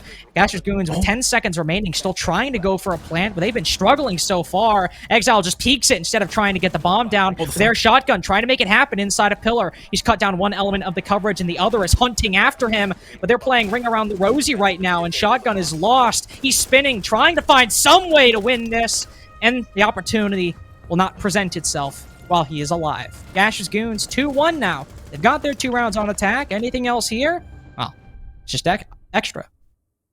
Yeah, that was the round where GASHER'S goons totally didn't really, not sure what they were doing at first. They were kind of going towards upstairs, but then they started going towards Train, able to cut off Pengu. Maybe that was the pick to try and change up their play from Afer.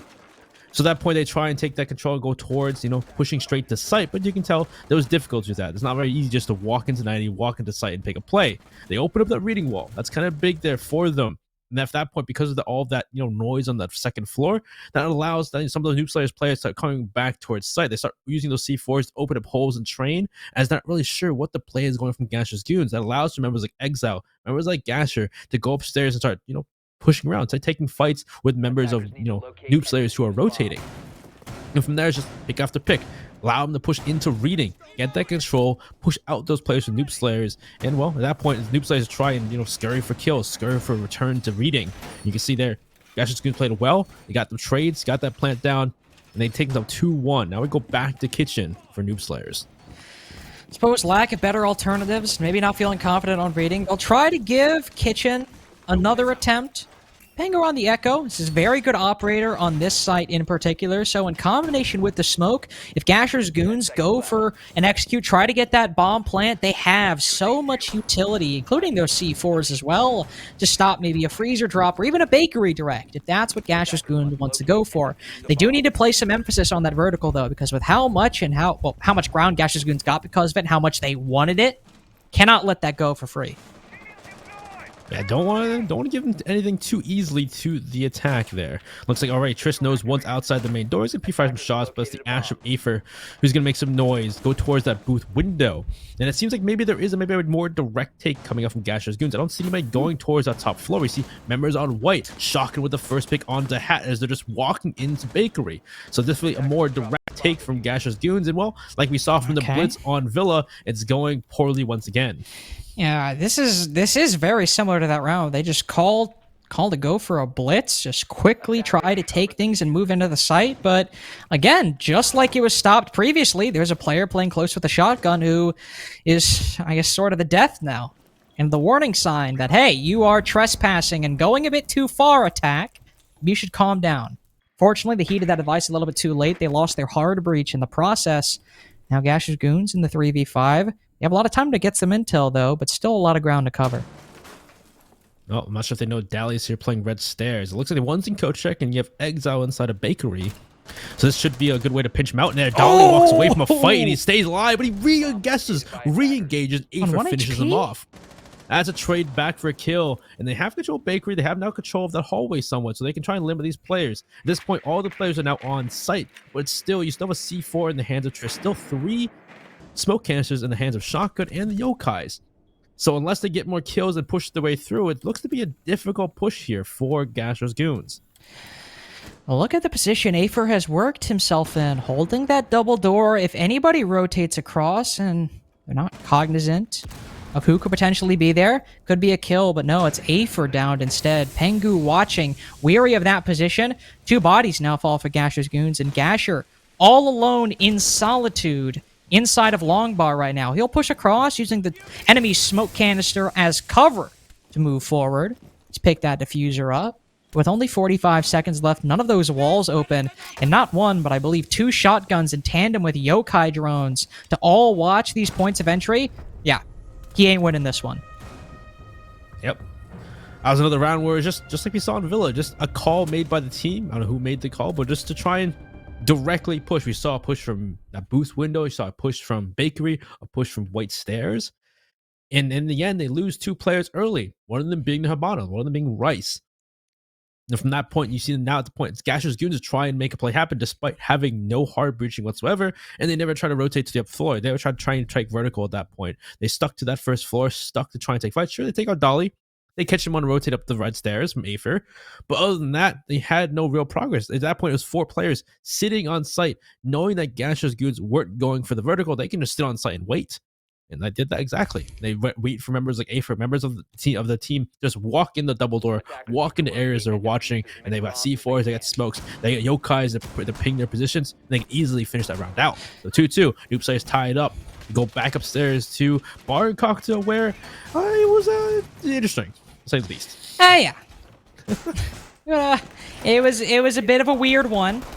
Was a Vipoa Trist 2v4, so it's not like, GASHER'S Goons just complete. Well, they did kind of throw it, but there's a lot of things happened. Yeah, it's not like it was a dominant Noob Slayers round, is the point I'm making. Still started off very well for GASHER'S Goons. It was, while Pengu did technically get the opening pick, he was quickly traded back, and Pengu suddenly found himself in one of the worst positions imaginable, trapped around Christmas stage in Christmas, where everyone was on rappel. So hopefully we see this take go a little bit easier, as I believe now with a castle, which I don't believe they had last time. Yep, they never can hold it for a little bit longer.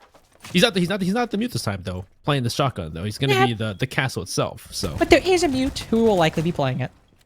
It's probably gonna be Triss with the shotgun, sitting there waiting at the humidor.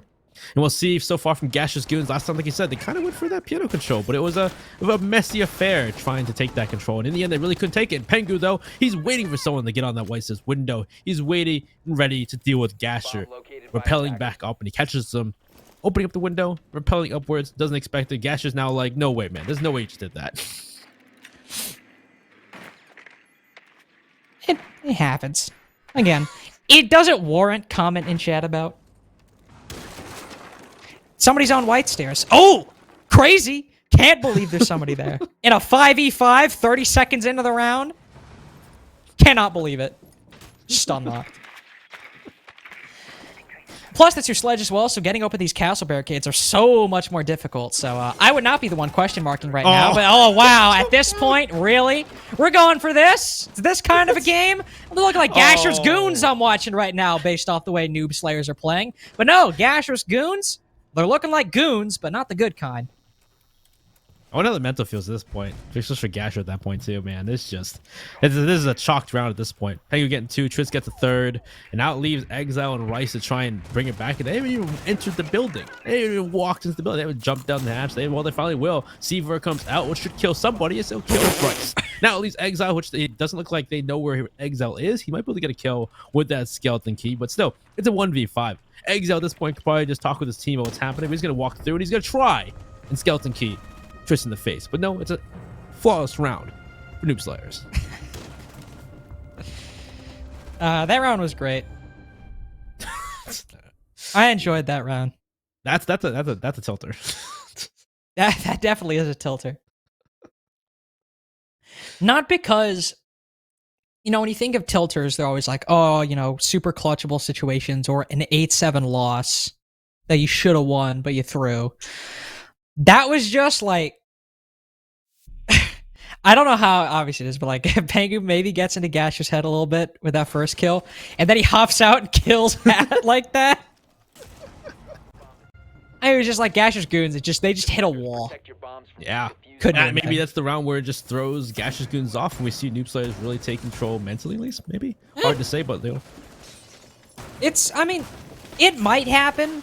You do get to go to reading, which Gasher's Goons have won this site. So it was all right. I will say Gasher's Goons, I was never really quite sure what kind of execute they were going for. At first, based on where they were, I was like, okay, we're going for dining. But then they were also like, kind of upstairs a little bit. Gasher was on the cocktail rappel. Yep. I was like, do you want to clear out the Exile's top on floor? the skylight. You're just like, what's going on I was like, here? do you want to clear out that room? Or are you just hoping you can cut off the Mozzie and the Jaeger? What's going on? What are you doing here?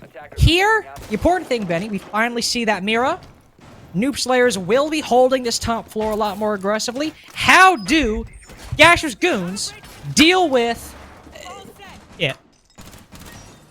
Well, at this point, especially with the mirror on the board, now maybe that more direct take is a better alternative compared to dealing with this mirror. So because, well, there is the Haban on the board. Sure, there's mute jammers, but you can deal with the mute jammers with grenades.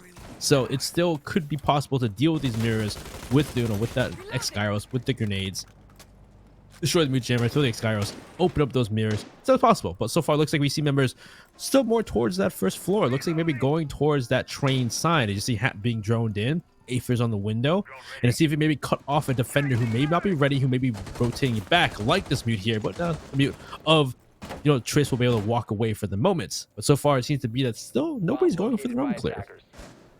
Oh, that is the spot where we saw a mute lose their life last time. It was Pengu instead of Triss. This go around, different player, different outcome. They survive this go around.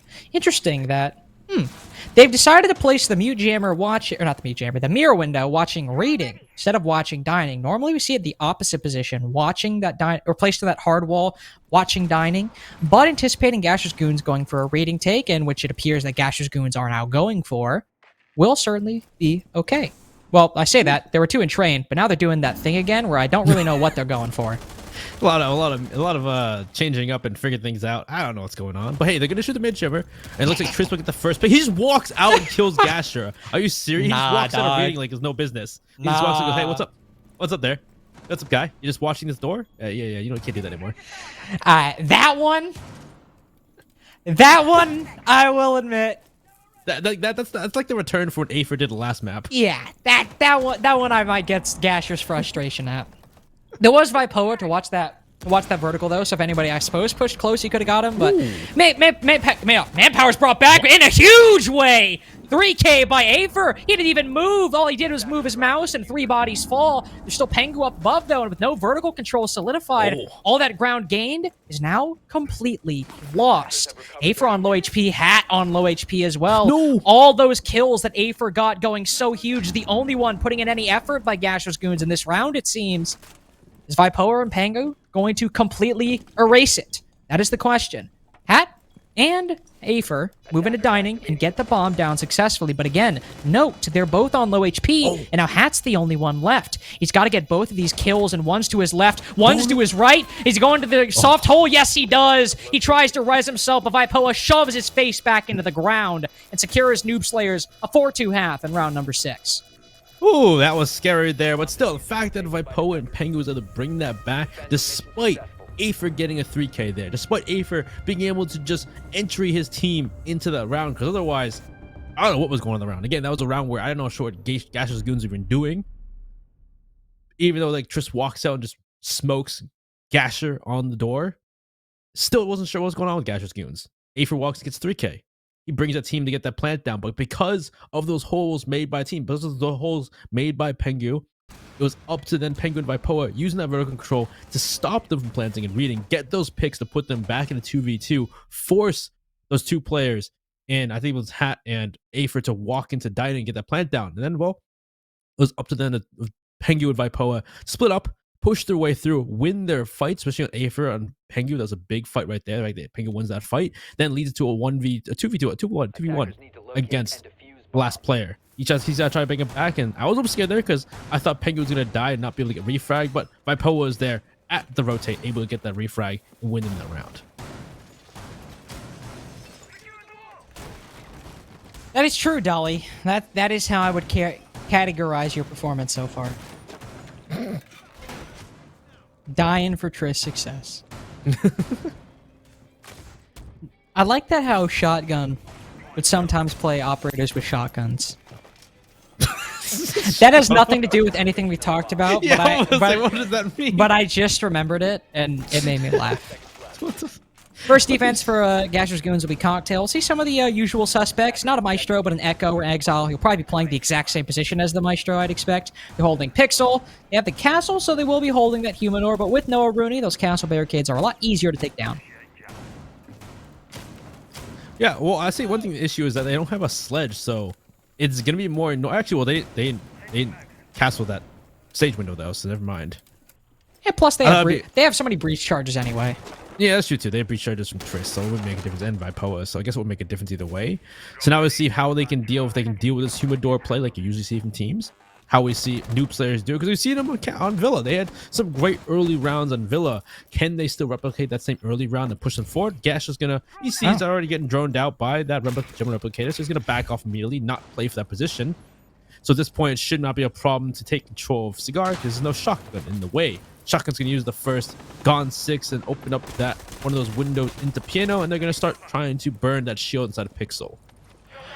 You will use that GONS6, the only GONS6 for the attack, to open up that castle barricade where you could have used those breach charges. They do have those lifelines, thankfully, and I believe it's a nade is about to destroy that shield. It, ooh, actually doesn't. It falls a little short.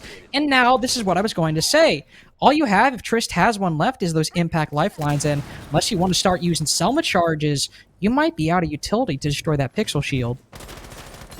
I don't know if Trish still has an impact left. Sure, there's still Dolly has the burn and the flashes, but they now got to coordinate with that limited utility and make sure they can destroy the shield. Because otherwise, it's also like there's a second shield inside the bathroom too. So, with the lack of explosives, is there another shield in the bathroom? I don't think there was actually. Oh, did they destroy a shield in the bathroom? Or maybe there wasn't one. But either Gash is below. Let's C4. He's got intel in one play. He's going to throw a C4 out. Down Triss gets finished off by Hat. I'm not sure if actually that was part of it, but Shotgun's there ready to refrag the player in bathroom. So far it's been even, but there's only a minute left for Noob Slayers to make this play.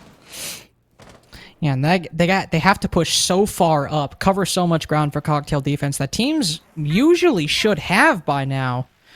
What are they to do? They do have one tool in their arsenal, Benny, that if used correctly, could fast track and accelerate and mitigate all the damage done so far, and that is that Ying. Now it's a little bit more difficult in the 3v3. The more manpower you lose and not being able to play those trades, it makes it difficult. But with those Candelas and those smokes, if you're able to blind all 3 remaining members on the defense, they can have their yokais, they can have their smokes, but it's not going to do much if they literally cannot see anything in front of them. The Pixel Shield, Gasher, who's playing behind it, will finally pull back to pallets, and Noob Slayers are running out of time to put this last resort plan into action. They send some smoke canisters and some Candelas down. Will they pop? What? Does it pop? Vipoa gets a kill, but we're still dead even with 5 seconds remaining. Finally, Pengu breaks the tie, but can Gasher catch them off guard? He's not blinded. Dali has to cover, and he falls. But he's not stopping the plant. They have intel, but he can't get through. Pengu can get the bomb down successfully, and he can win the round. Get a 5-2 half. That's exactly what he does. The misposition of all mispositions. Gasher's going to be kicking himself for that one. Oh no, if they just had an actual rotate between Trash or between Piano and Bar, he would have been able to kill Pengu. But at the time, in fact, there was no actual rotate. He just shotgun his way through, and time's ticking. Oh my god, that was a round where we didn't think Noob Slayers was going to win, because by time they, well, I say by time, they had, sure, it was a 3v3, but they had no real control. They didn't have pixel clear. They had no control Piano. They hadn't opened the wall in the freezer. But despite that, they're able to jump their way down the skylight, take 2 picks, put Gasher into 1v2. Gasher gets the first pick, but then Gasher tries to rotate rather than through that doorway into Bar, maybe thinking that Pengu's gonna just, get off the plant and shoot him if he goes through that doorway. He then tries to rotate through that wall between Piano and Bar, and it wasn't opened. It was only opened, it was only a hole made just to look through it. So he has to try and make his own rotate, and that's time for Pengu to finish that plant, get off the plant, and then engage and win the fight. That's just ridiculous. Bro, that is actually... That might be one of the most tragic things I've ever seen. That's a tilter. 100%. That was, dude, 000. Pengu started planting as it hit 000. Gasher has a whole 7 seconds. And he goes to make a rotate rather than just run through the bar door. Like, I know, again, it's hard to make decisions in the last minute, so you can't really fault him. But like, that just sucks. Oh, I love my life. That just sucks for Gasher. Oh, that was... Oh yeah, that's awful for Gasher. I'd be so annoyed right now. I would be livid. That'd just be, I don't know what I would say. That's too dark. Now with that happening, can they still keep themselves in the game? They're 5-2. This is just like the last map. If at this point Noob Slayers are on that spree of just in the heads of GASHER'S goons, they could finish it here and go on to the 3rd map. Oh, they're definitely hoping for that right now. Hoping that, okay, still a 1v1. We definitely should have won that had Gasher gone literally left instead of right. Not to make the saying literal. I'd actually just realized that this is an attacker who's worked his way up so far. I was just like, my brain was like, oh, this dude bottom white. I was like, wait, he's not moving. Wait, that's Trist? What's he doing? Well, clearly going for a cocktail take. Trist holding bottom white. Gonna allow Dolly to open up the floor of raiding. Not rushing up like we thought, or like you might have thought. Hey, he's holding off on someone though. That was the point, because he's holding off if someone goes to stop Dolly on that cocktail push down below. So he's holding off for that control. He gets the pick onto Exile. It's huge. That's your Echo. There goes the Yokais. Can't be moved. Sure, they can still get intel, but they can't do anything else besides that now. And now it leads to the rest of it. And if Pengu can use his Kindles, jump through that cocktail window, make his way into cocktail, and just flood it out after that, this could be another easy round for Noob Slayers. But again, that's all to be assumed. Ooh, Gasher loses a fight with Trist. He had the vertical hole and everything, but his shots go a little bit more wide than Trist's did in this case. My Roticism flared up for just a second. Just like Pengu's Candelas are flaring up inside of the site. I think he gets stuck in a corner. He literally can't even see right now. He manages to work his way in despite the odds against him. Putting the bomb on the floor. It might not even matter. Noob Slayers have got the only 3 kills in the round so far, with one player on white stairs, the other all the way over on New Balk. Pengu might die since he's not aware of Afer's position and could very well fall over there. No, he does not see him. Afer shoots a little bit too far to the right. Now Pengu will instead lose his life to Afer. Didn't think he would. Thought he might be able to jump out safely, but it doesn't matter because Noob Slayers are on match point. And if last round was a fluke because Gasher couldn't position himself properly, that round, despite it being a little messy, getting into sight, definitely Noob Slayers won to win. Yeah, just that the fact that they went straight for that. They had Triss on white stairs ready for if someone rotates down to stop Dolly when Dolly does begin that deconstruction of the floor. Triss plays his position. Dolly plays perfectly, gets the first pick on exile. That's big. That's your yoke. That's your echo. Yokai's off the board. You can't get into. We can't move them. We can't get into them. We can't move them anymore. And then from there, we still see another person get picked off too. I believe it was then Triss to get a pick from below onto Gasher, who's inside a cocktail. Clear out cocktail. Gain that control. Get people on the windows, and you see from there on the windows, you stop Noob Slayers again and again, or stopping these rotates, killing the players, and Gasher's Goons trying to return to cocktail and stop that push. Because inevitably, well, I say inevitably because Pengu did seem to have a hard time walking through his own smoke. He gets into the cocktail and plants the diffuser. And from there, well, it was already a 2v5 at that point. It's very difficult to stop those people on the rappels. They're just watching and waiting. You know, I was hoping like, oh, you know, let's hope the map isn't lost because Gasher did his thing. No, it's looking like this map just might be lost because Noob Slayers are the better team. Unfortunately, they can keep that trend up. They have been working so well off of that Candelas, or well, the Ying and those Candelas, to shift to proper grammar. Here on Kitchen as well, you can see Vipo with the Maverick. Looks like the plan, Benny. Just go for a direct bakery take. Maybe eye upstairs a little bit. Just push him back or hold some flanks, but really open up that wall, send some Candelas in, get a bomb down, basically cocktail, but ported for Kitchen. And there's a lot of roaming here from the side of Gasher's Goons. So if they do a bakery direct, as long as they are able to somehow evade with either smoke or able to win those fights on the players who are playing vertically, we see from Gasher's Goons playing those holes through prep, those holes down into Baker or into Kitchen. This could be an easy, well, it's easy. This could be a round for Noob Slayers. But again, we'll see what they do here. It does seem, you expect with the Pengu on the Ying, it may be that direct play, but we'll see. Vipo's going to go to work knowing that it's electrified, so they're going to start opening the wall with the Maverick. So we got to see there definitely is some plan here from Noob Slayers, knowing that they're going to, knowing the wall's probably electrocuted, bringing the Maverick along. But with the Maverick, the time is going to dwindle, and that's how they're going to allow for Gasher's Goons to then rotate. But Hat's taking a lot of damage on that vertical angle. You can see here, the attackers just put 1-2 players out on that train balcony, or that mining balcony. Technically mining balcony, I think. To watch and see if anybody gets aggressive. They can spot anybody on those windows. In case they spotted Hat, put him down to 1 HP, but he's not dead. Rice put those bandit batteries on the wall, and he says, dang it! All my hard work being destroyed by one little Mavi boy. Cannot believe it. Fortunately for them, that's something they don't have to deal with anymore, but now they have to deal with the big threat, Benny. When are those Candelas coming? Are they coming soon, or do we have time to save? Do we have time for members of Gasher's Goons to get in position to stop it? Because it seemed like there are a couple members upstairs from the side of Noob Slayers too to try and cut off rotations as Dolly's playing the, the thing is like Triss with the first pick onto Rice. That's one player, another pick through on site, and this allowing Noob Slayers to push farther and farther in. I haven't heard the Candelas go off. Maybe I did actually. There it is. Triss with a pick on the Hat, and the Candelas going through. They're gonna start planting. Afer's only one to pick for his team. Pengu's bringing the diffuser. He's planting on the floor. Triss is able to stop the flank. Afer down, going through small bakery. It's all on Gasher in a 1v4 post plant. And I want to be honest with you guys. Yeah, he ain't winning that one. 7-2 for Noob Slayers. Twins 7-2s on their opponent's map pick. Very one-sided, but not in the way you'd expect. It's fitting. The two one-sided, topsy-turvy maps, well, we only have map 3. And we'll see if it follows the same trend or if we're having an all-out brawl with all 15 rounds. I was right. You were right. Indeed, you were.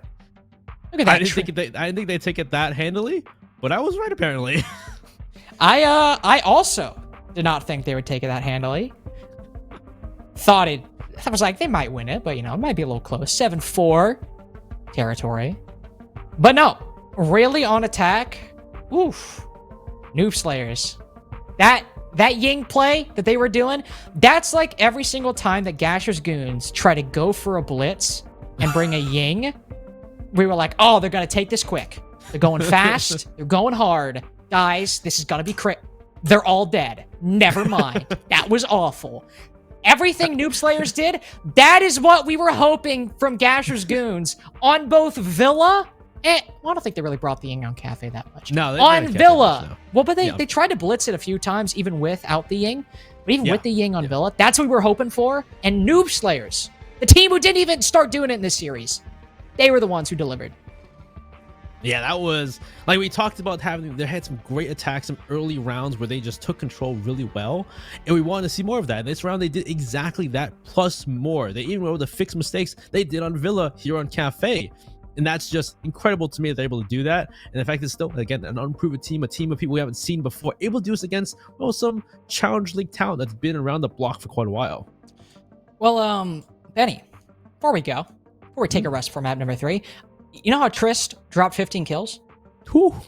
I actually know exactly why he did it. The secret sauce. Probably because of the gaming chair. Obviously, Oh. the key to any gamer success. I don't actually know if Trist has a gaming chair, but I do know if he doesn't have one, he should look into getting a Mavix gaming chair. Could get the new M4 gaming chair, or he could go to mavix.com/NerdStreetGamers and pick one out that suits his specific needs. For a man who is so beefy, so beautiful as Trist, who's able to drop 10 kills in a loss and 15 kills in a victory, you need something that's comfortable, Trist, to make you play at the next level. You get it for as low as $22.22 a month, or you can pay full price if you want to, if you have that kind of money. I'm in college, so I don't. If I were to buy one, I would certainly go for that. But again, we have map number 3 just shortly. We're going to take a few minute break. Until then Benny and I will be back to see if I'm right with Noob Slayer's prediction, or if Benny will be right with GASHER'S Goons. We'll see you in a bit. Have to get aggressive. Breach looking for it, and Hill got it. Have to push for the kill. Have to kill the Maluski. Transfers on 1-3. What a passion! It's high noon. There's the 1v2 and 5-1-half for Sir.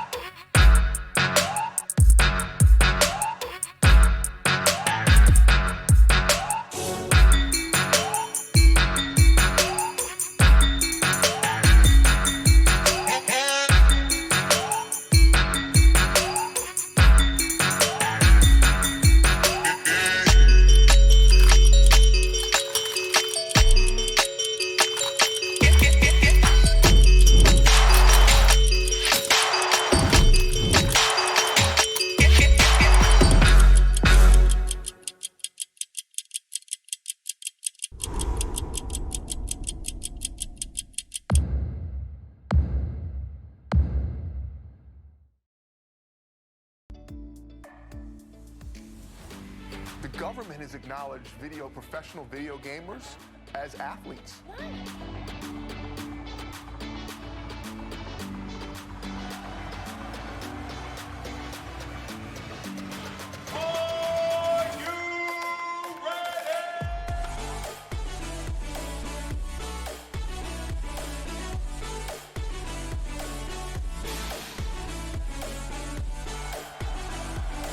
Hear the crowd, everyone's cheering the team on, you make friends, these are people you talk to, you play with online. It's all about community, it's being part of something that you're incredibly passionate about.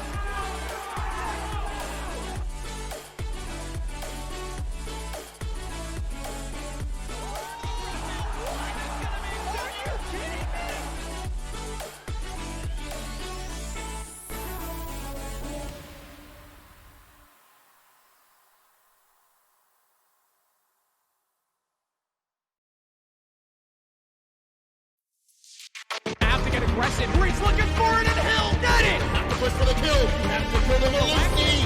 Transfers on 1-3.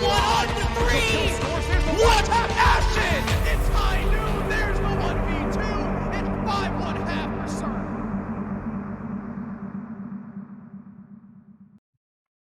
Welcome back, everybody. Map number 3. No more after this. we do have this final one to see who's going to win and go on to the winner's match between GASHER'S, GOONS, and Noob Slayers. I am Lynx, joined by Benny. I misspoke before we left. I said that Benny predicted GASHER'S, GOONS. It's because I normally associate him with being wrong.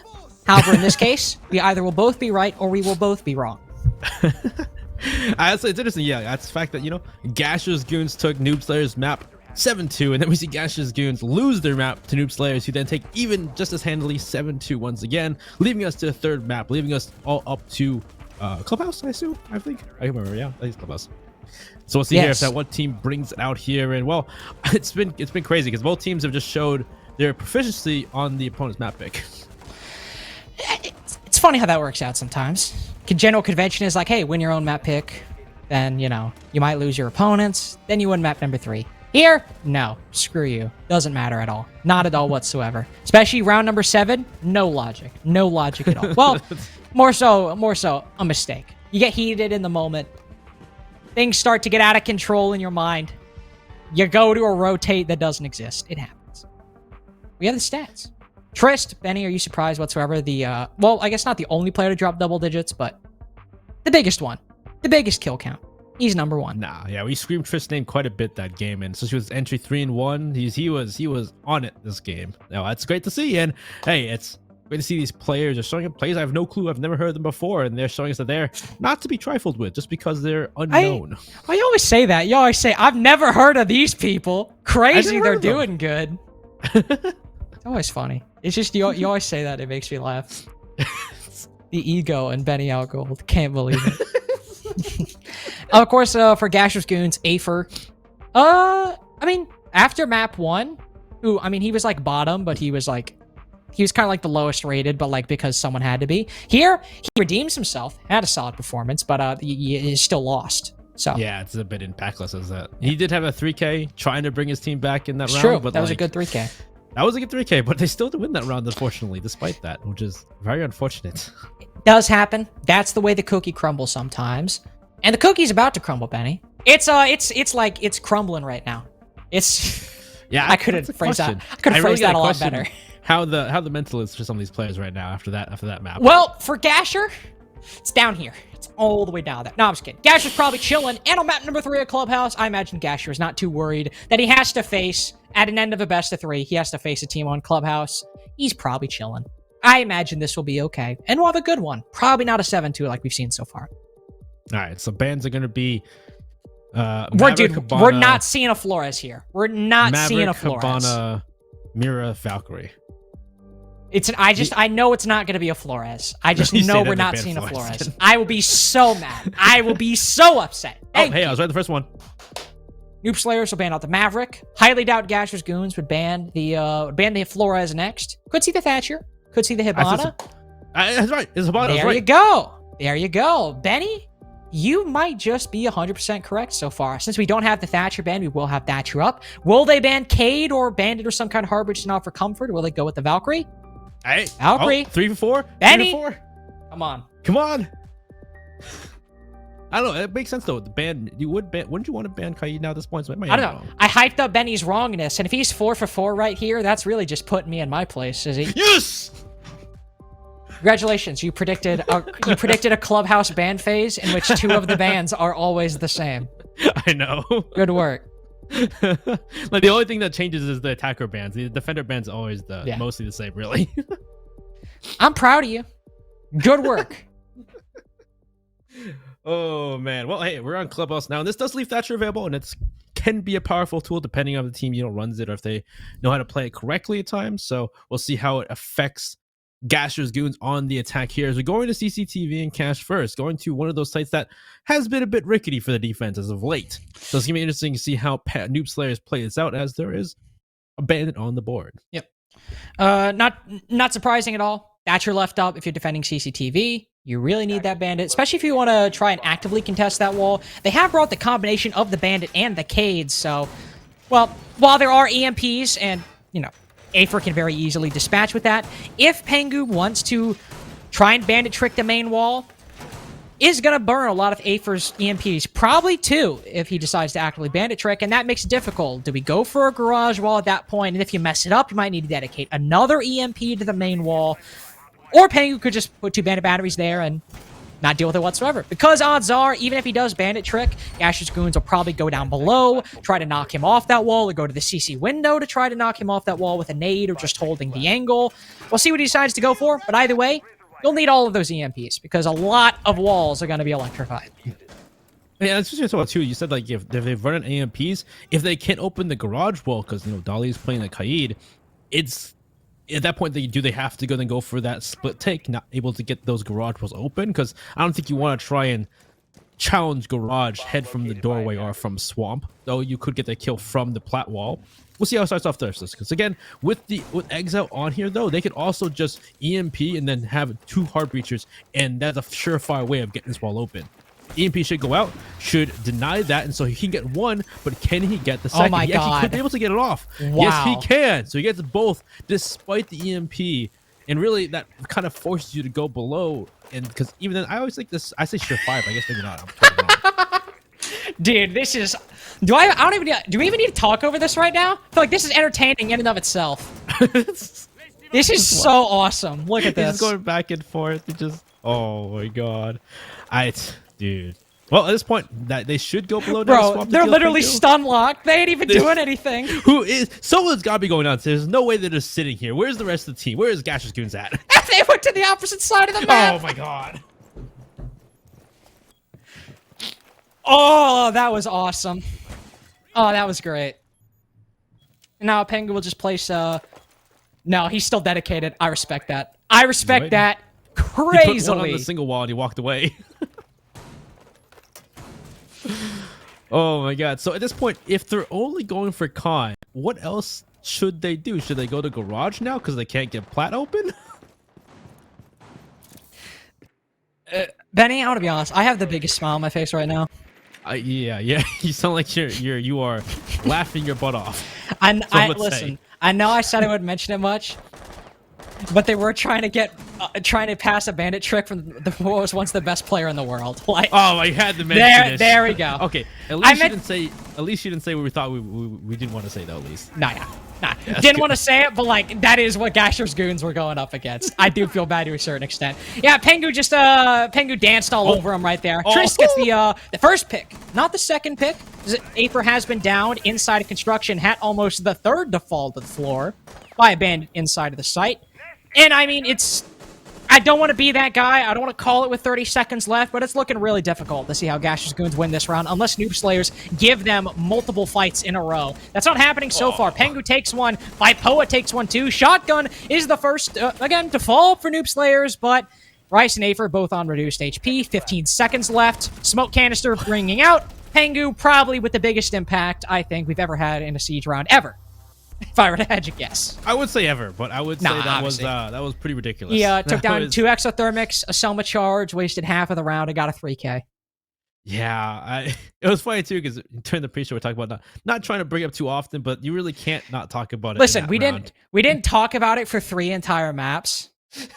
And then we had that happen where he was literally the star of the show. Like if there's any time to bring it up. Dude, yeah, that was just the fact they couldn't get open plat. They had no EMPs then to go for garage walls, and then they're forced into going for only construction. So you could try and go from below, maybe try to destroy those destroyers, stop Peng from doing so. But for some reason, Gasher's Goons didn't really put a full effort into going below. They sent, I believe, was it Aether? No, it was Gasher by himself to walk into stock, and Trish is just waiting for him. So again, not really much of an effort from Gasher's Goons to try and stop Pengu, besides going for the double breaching, which usually can be a way to stop the bandit, but at the same point, without really doing anything else besides that, not maybe showing a concussion through the barricade, maybe to try and stun lock Pengu without any other external forces. Pretty hard to stop him. Proud to announce I will be selling NFTs of Pengu's beautiful bandit trick after the match. Go to my Twitter for more information. That was a joke. I was kidding. 5 seconds left. Oh my God. So you can commemorate it for all time. Objective is to locate a bomb. Well, here it's basement defense, Benny. In case you can't tell. Issue here, due to the Hibana of the Maverick Band, getting those hatches is a little bit more difficult. Got to deal with the Selmas and the exothermics, and Church Wall could be a little bit more difficult depending on what you want to go for.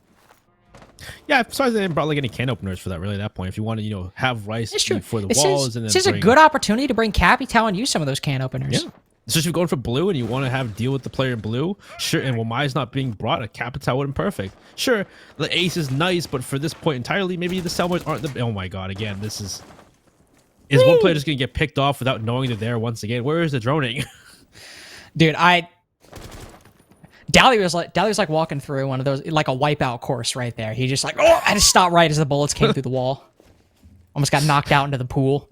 He's making it though. Look at this. He's bobbing and weaving, sneaking his way down to Still that bottom alive. floor. He's somehow still alive. It's Afer who's like, dude, where is this guy? Somebody please tell me where this Kate is. And he has no There's idea. no mutes. There's nothing there to stop him from droning. There we go. Finally found it. And what does that mean? Dally's like, all right. And now I will leave. Oh, wow. This has been an interesting 2 rounds so far, or 1.5 so far. But so far, it looks like they wasted a bit of time in the realm, caused, you know, GASHER'S Goons to full kind of clear that top floor. And now we're leading into, now we just see GASHER'S Goons create that execute. They got to start clearing out things, start seeing what the push is going to be. Having 3 Selmas and the 2 exothermics, well, they can get 1 hatch with 1 exothermic. They can get 1 hatch with the Selmas, or they can spend both of those exothermics on both hatches and then spend the Selmas on that church wall, depending on how they want to do it. Or if they're maybe just going for a dirt blue push instead and have a dirt blue kitchen drop. Could be that's take 2, but so far, I'm not really sure what they're going for. Yeah, it's a little bit difficult to say. With only a minute left, you're just now getting some of this soft destruction out, just now going to open up some of these hatches. You've given Noob Slayers so much time to solidify and consolidate their position on the site. They might only have 1 C4 and some toxic canisters, but I imagine Trist, eager to get aggressive, recapture some of the performance he had last map. Pengu with those evil eyes can see if anybody goes for a kitchen hatch drop, and if they try to get the bomb down, they'll have to be wary. They haven't taken the time to destroy it, which in all likelihood, they haven't. Exile has all 3 Selma charges to open up that church wall, but again, with so little time remaining, how much can they really use to make it happen? Pengu is the only one over there, and he could impact trick it if he can, but fortunately, nope, there we go. He will open up some of it, but look at this. He is in a very tricky position. He's got to sit prone, or he'll expose himself to main stairs, but exactly, they can't get through the main wall. Pengu will take a gunfight and somehow cross miraculously alive. He doesn't get a kill. It's Vipoa, Trist, and Dolly with 3. He finally gets his 4th. This everyone from Noob Slayers is showing up in this round, and Gasher is left to sit alone, stunned by what the hell is going on. I guess they're still feeling it from last map. Dude, Gasher looked like he had seen some stuff. He looks like he's given up. Gasher was dealing with a lot of trauma from that round. Oh my god. He was just trying to mentally unpack what happened. Yeah, that was a round where, well, first, they had Afer go to the window and they hadn't fully cleared the top floor, which allows Dali to do, well, 99 damage to Afer. Kind of puts him out of the round at that point. Sure, he can use his EMPs, but he's not much of a gunner at that point. 1 HP left in his health bar. And from that point too, they then have to finish out and actually roam clear Dolly, which there was no pest, there was no mute jammers, but they hadn't even cleared it yet. So they just had to go through, make sure that Dolly's been pushed back to sites. And even after that, there's still a minute and 40 left at that point. Once they finally, pushed Dolly back towards site, they still spent the next 40 seconds clearing. Then finally, at a minute left, they start opening up hatches. And like we talked about before, because they didn't bring the can openers, they have the Selmas and the exothermic charges. They don't want to waste the Selmas on the hatches. That's kind of just Selmas on hatches, not it. So at that point, you have to force the exothermic charges to go on the hatches. And well, then what do you have left for the wall? Well, you got the Selmas. And you know what happens with Selmas? You could impact trick them because they're systematic. They have to go one opening by another opening. So you can just impact trick, which Pengu does. You can't get through that wall now. You start walking through some of those just normal angles. Walk through Moto, walk through main hall. I believe maybe they tried to push from different angle and they lost every single one of their fights. So Noob Slayer so far 2-0 on Clubhouse, looking to try and make it 3 here on Gym Bedroom. You think they got it in them, Benny? You think they have it in them? That's the question for GASHER'S. These past 2 rounds have just been incredible. Do they have it? Are they already in garage? They're going quick. Oh yeah, I think there's two. Yeah, they're going up the hat. They're going up They the stairs. should, yeah, they should. I was about to say they should spot He's dead. Triss very quickly, and that's the difficulty with that position. Kind of giving the opening duel the exile at that point, but there is still Pengu who can cast with that. But ooh, look at this! No reinforcements on any of the walls in Cash. A bit difficult. He will take down one drone. There is that castle barricade there, but ooh, Vipoa catches Gasher off guard with the most unanticipated of plays. That is the second time in a best of 3 that Gasher has been killed the moment he opened up a castle barricade. I feel so bad for yeah, sure. Oh, but like you said, there's no reinforcements, so they can open up these walls into Cash, push back Pengu, and take control of Cash now. But with these, looks like the bulk of reinforcements, the bulk of utility is put into Khan. Through the use that first extra or second exothermic charge on that wall, pushing into Khan. But Pengu at that point, like, he's like, I'm not even gonna, I'm gonna tangle with it. I'm just gonna reinforce the wall, back off, push back into Logi, just hold off Logi for the moment. Vipoa can still play his shield if he wants to, though he could try and back off at that point. But 3 Selmas do need now to go towards that Jacuzzi side, which also can be impact trick. And if they can impact trick those Selmas again and they can't actually make it into Jacuzzi, now it's a one-dimensional attack. Yeah. And as we know, GASHER'S Goons have not exactly done a good job in history of breaking the mold in a one-dimensional attack. Lost them the very first round in biblical fashion, to use CJ's word. And here, well, they got their second kill of the entire match so far. Maybe it'll be a little bit better.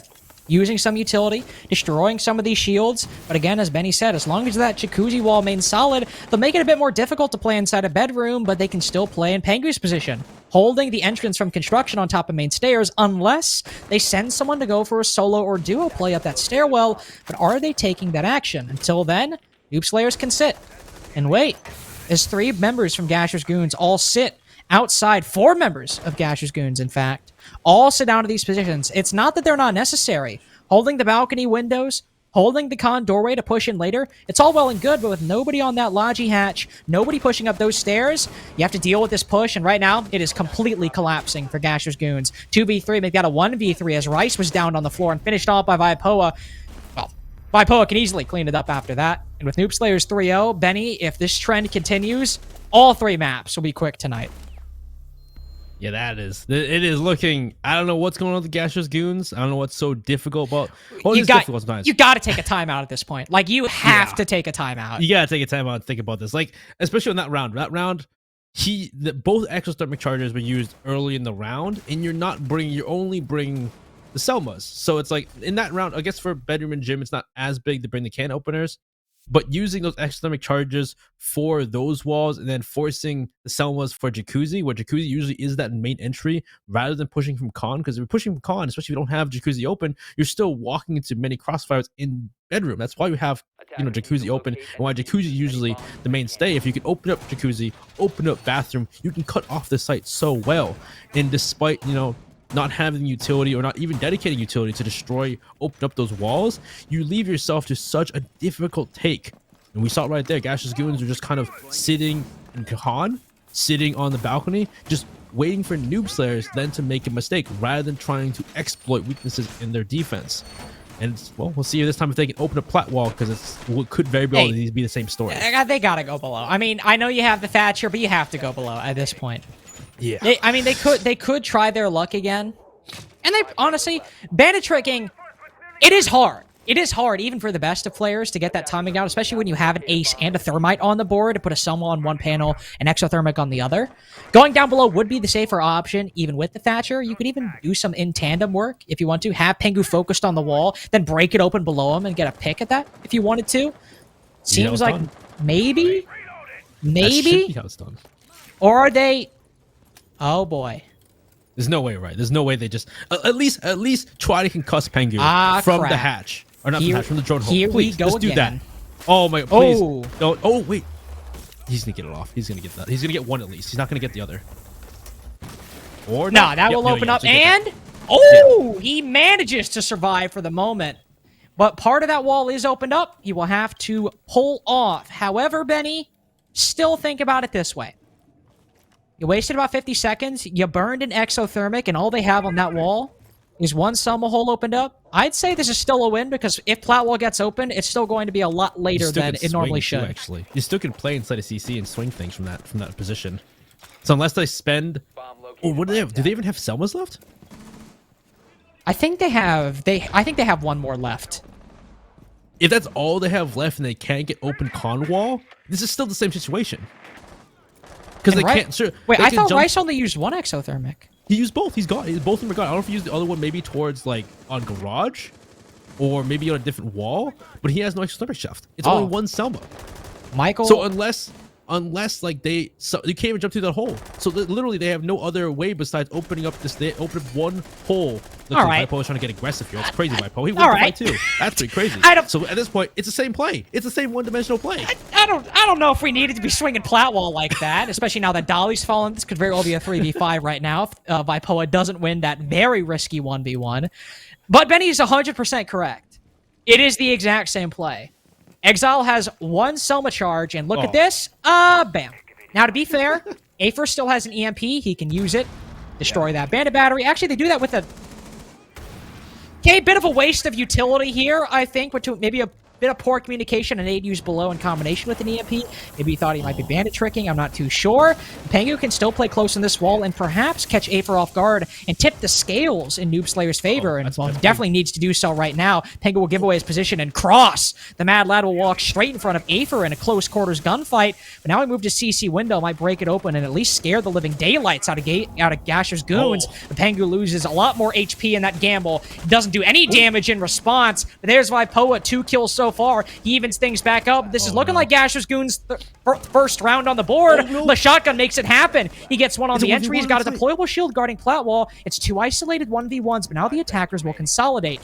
But now with Rice on the floor, if he takes down Gasher, this could be it. It could be 4 rounds in a row. Gasher can cover! But there he does at the very last second. Almost lets it slip away from him. He'll get the first round on the board for his team. Oh, yeah. Despite that still being that same kind of play, good thing they at least made a hole in Platwall. Still, you can have some play like Gash in the end there, but they're able to get picks. They're able to stop play, get the kill on Raptors, get the pick through those holes they made. Still able to get picks otherwise. That's kind of the big thing. Despite not having as much opened up, still able to win the fights against Noob Slayers. That's kind of the big thing there for the round for Gash's Goons, because Noob Slayers, I guess they're getting a bit cocky because they're taking some of the fights. Like you saw Vipoa swing. You saw other players take fights late early in that round, and they lost all those fights, putting the weight of the round onto Pengu, onto one player left and last player left there too. It's like not really. I know you're winning pretty heavily in these rounds, but you can't be doing those crazy plays at this point, despite having those wins. Got the round though. Yeah. That's it. We got the round. Here though, similar problem to last time. You have to get these hatches with not the best hard breaching utility. Even with the Thatcher, you still have to use all of your exothermics to open up 2 hatches. If you want to open up all 3, you'll only have 1 Selma charge for Church Wall, so you have to prioritize what hatches you want to get. And also, as we saw last time, Gasher's Goons got to the second floor, the first floor, I suppose, very late into the game, and allowed all the defense, all 5 members, to consolidate. Now, if they're able to maybe get some good early round aggression like we saw in Villa, Benny, cut off Dolly or Trist, it's a different story. Yeah, they need to get these picks. So it seems like that's a big thing. They're having problems utility-wise with dealing with Noob Slayers so far. If they can get these picks and put them into that, they can flood the site and take those fights. Because sure, this team seems to be having problems utility-wise, but they're still a great team of gunners, though. They can win these fights and put themselves in that, 5v4, 5v3, winning the round.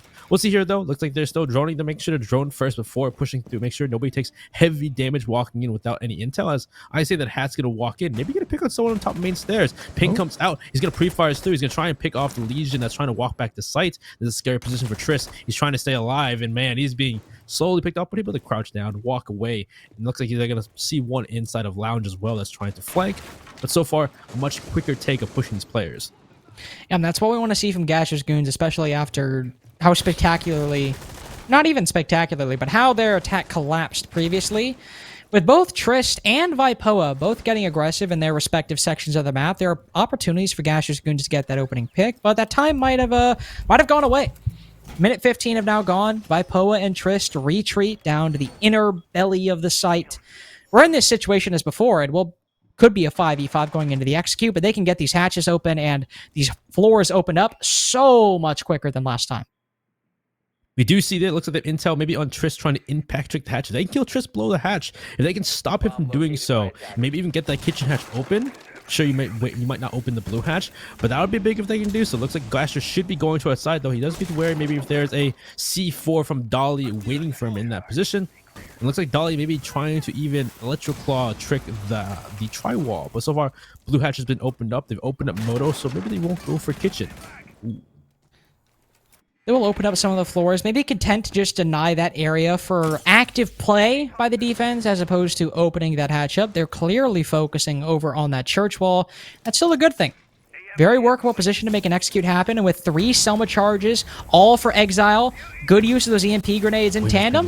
Pengu, he has to go with the same strategy to impact trick, but he's still as difficult as a position as last time. You'll have to swing out if he wants to live or hope he can cross alive, and it's not a viable strategy at times to try to repeat and go for multiple times. Dolly's there to refrag, and he will make it happen. So we're back to equilibrium between these two teams, with one player on Moto hatch as well. If Dolly can catch him off guard, which, oh no, he doesn't hear him drop. The sound cues cover the Thermite's entrance into Moto, and how quickly things in the tables have turned. Shotgun, 1v3, one player in blue, but I don't believe they're aware of the smoke's presence, so he can get that kill. We've seen Shotgun in this exact same position before. He gets a kill, but then the 1v2 is still just as difficult with the bomb on the floor as well. Gasher can pull back, hold above. You could even have the Thermite work down below, maybe hold bottom main if you want to, or even then still go upstairs and play extremely cautious. Shotgun likely has to anticipate that there's somebody playing on that Moto hatch. Maybe that there's one bottom main as well. They'll go for the defuse. Try to bait the sledge down, but there is not a lot of time left. Gasher will have to drop. Cannot let him get the fuse off. There we go. He was cooking a nade and letting the Thermite go in response. Got a little worried when we didn't hear any movement whatsoever, but it was Gasher Goon's second round win. I was just being anxious. And there it is. That's the thing. Sure, some utility might be an issue, but there at least they learn. They learn that, well, Exile was more wary, knowing that Pengu does play for the the impact trick, knowing he plays the corner. He waits for that second try. He knows he's in the corner, opens up the wall, forces Pengu to swing, wins that fight. Sure, they get traded out, but elsewhere you see a much better turnout for GASHER'S Goons. Able to take control of blue, able to open up the hatch and drive the plays out of church, getting those picks, forcing those players into, well, forcing them into kind of like almost getting pinched between two sides, getting pinched between that Moto side, that main stairs, and from the players on blue, leaving it up to Shotgun at that point to try and bring it back, and just a much better turnout for GASHER'S Goons. Can they end this 3-3? We're going back to, well, looks like Jim Bedford once again, and this is going to be a round where they have to try and open up Jacuzzi. Honestly, Benny, with how this half started, I'm just happy we're here. That's true. It was looking bad at first. Yeah, with how this half started, 2-3, competitive game, looking like potentially a 3-3 half, I'm just happy we're here. We do have some changes by Noob Slayers. We've seen I think Pengu actually bait the clash a couple times and then a 6-pick it, but now Dali, different player, will stick it, trying to make the clash work on Gym Bedroom. Now, if GASHER'S Goons don't open up Jacuzzi Wall or even focus on Logi Hatch or main stairs like they did last time, Dolly will likely have a lot of freedom to play with this clash. But if they do, it could be a little difficult. I don't know a really safe position for the clash if those things get opened up. I will say at least if Dolly does, if they do all go for Jacuzzi and bathroom, if they get able to get this one open, he could still prove to be a way to stop them from cutting the site in half if they get that bathroom wall open. Right now, so he still could play that position. Right now, he was sitting in front of the castle barricade. He honestly, honest to God, might be protecting Pengu. Yeah, he could let Pengu then banish trick Jacuzzi, make sure to keep it closed, because that's how important that wall is. And really, last time, the fact they couldn't open it proved to be the issue for them. Well, so far, GASHER'S Goons are doing the same thing, going for that extension, going to open up and push into cash, and then push into construction. Though this time, hey, Trist isn't dead this time, though, so it's a bit of a different turnout for Noob Slayers. Better one. That's true. Trist has been a very good player so far, but it's Vipoa really showing up in this series. Trist will recognize that, hey, I just saw like 3 people inside a cache. As an empath, I think they might be pushing from this direction.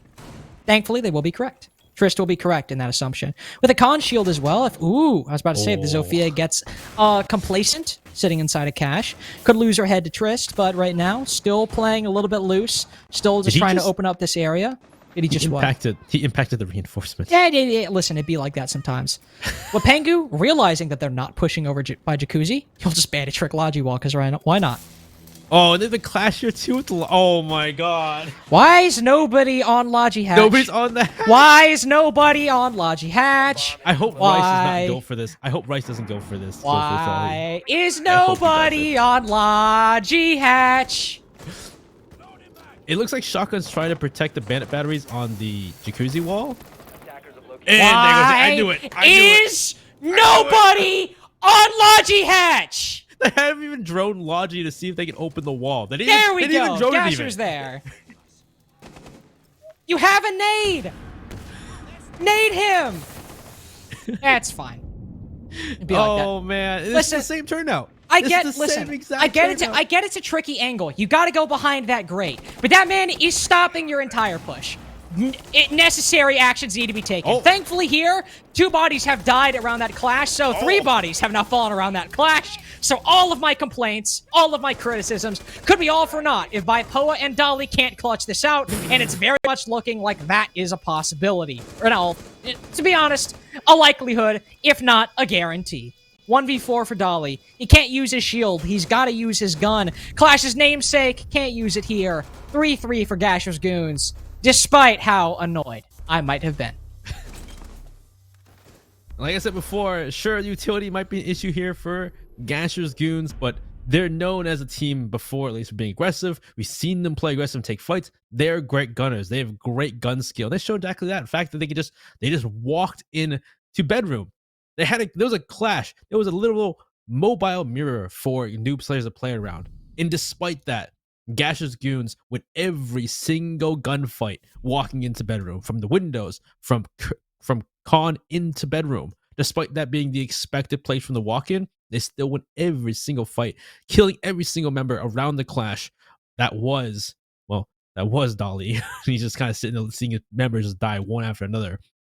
And really, yes, we are very annoyed the fact that utility-wise, they had zero progress. Yeah, it's chill. They pushed in and killed them all. Yeah, that's sometimes you gotta do. You just gotta kill them all. Hey, you gotta do what you gotta do sometimes. Interesting, hey. interesting move here. Benny, Oh, what do you know? Noob Slayers, they could have gone with the Ace Thermite combo. They said, no. We'll have the Ace, but we'll likely, I'm assuming, I haven't seen his secondary utility yet, but I'm assuming Dolly has hard breach charges as his secondary utility. I would hope. I hope. seconds remaining. I'd... Well, actually, in all fairness, GASHER'S Goons aren't bandit tricking. They are just sticking with that Cade, so he probably could still make just Selma charges work, but he does have 2 hard breach charges, so. Even then, like, having only 3 Selmas for hard breaching in a clubhouse, that's just not enough. Oh, exile. No, nobody's. He baits out the shots. Just kind of peeks out for a second. Oh man, but so far it looks like from GASHER'S Goons, they're gonna be handling this upstairs in bedroom, and we'll see noob slayers if they go for that. I don't see an extension per se from GASHER'S Goons. Actually, I haven't seen anything yet. Actually, oh, there is an extension, so they are playing for the extension compared to noob slayers. Noob slayers just kind of they bait out some time. They just didn't really play cash. They played more for that construction hold, logi hold.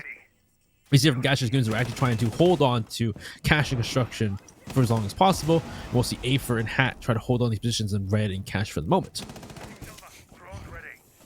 Well, with the wall starting to open up, they will both leave pretty soon after we decided to talk about it. But they have this con shield, a Goyo specifically.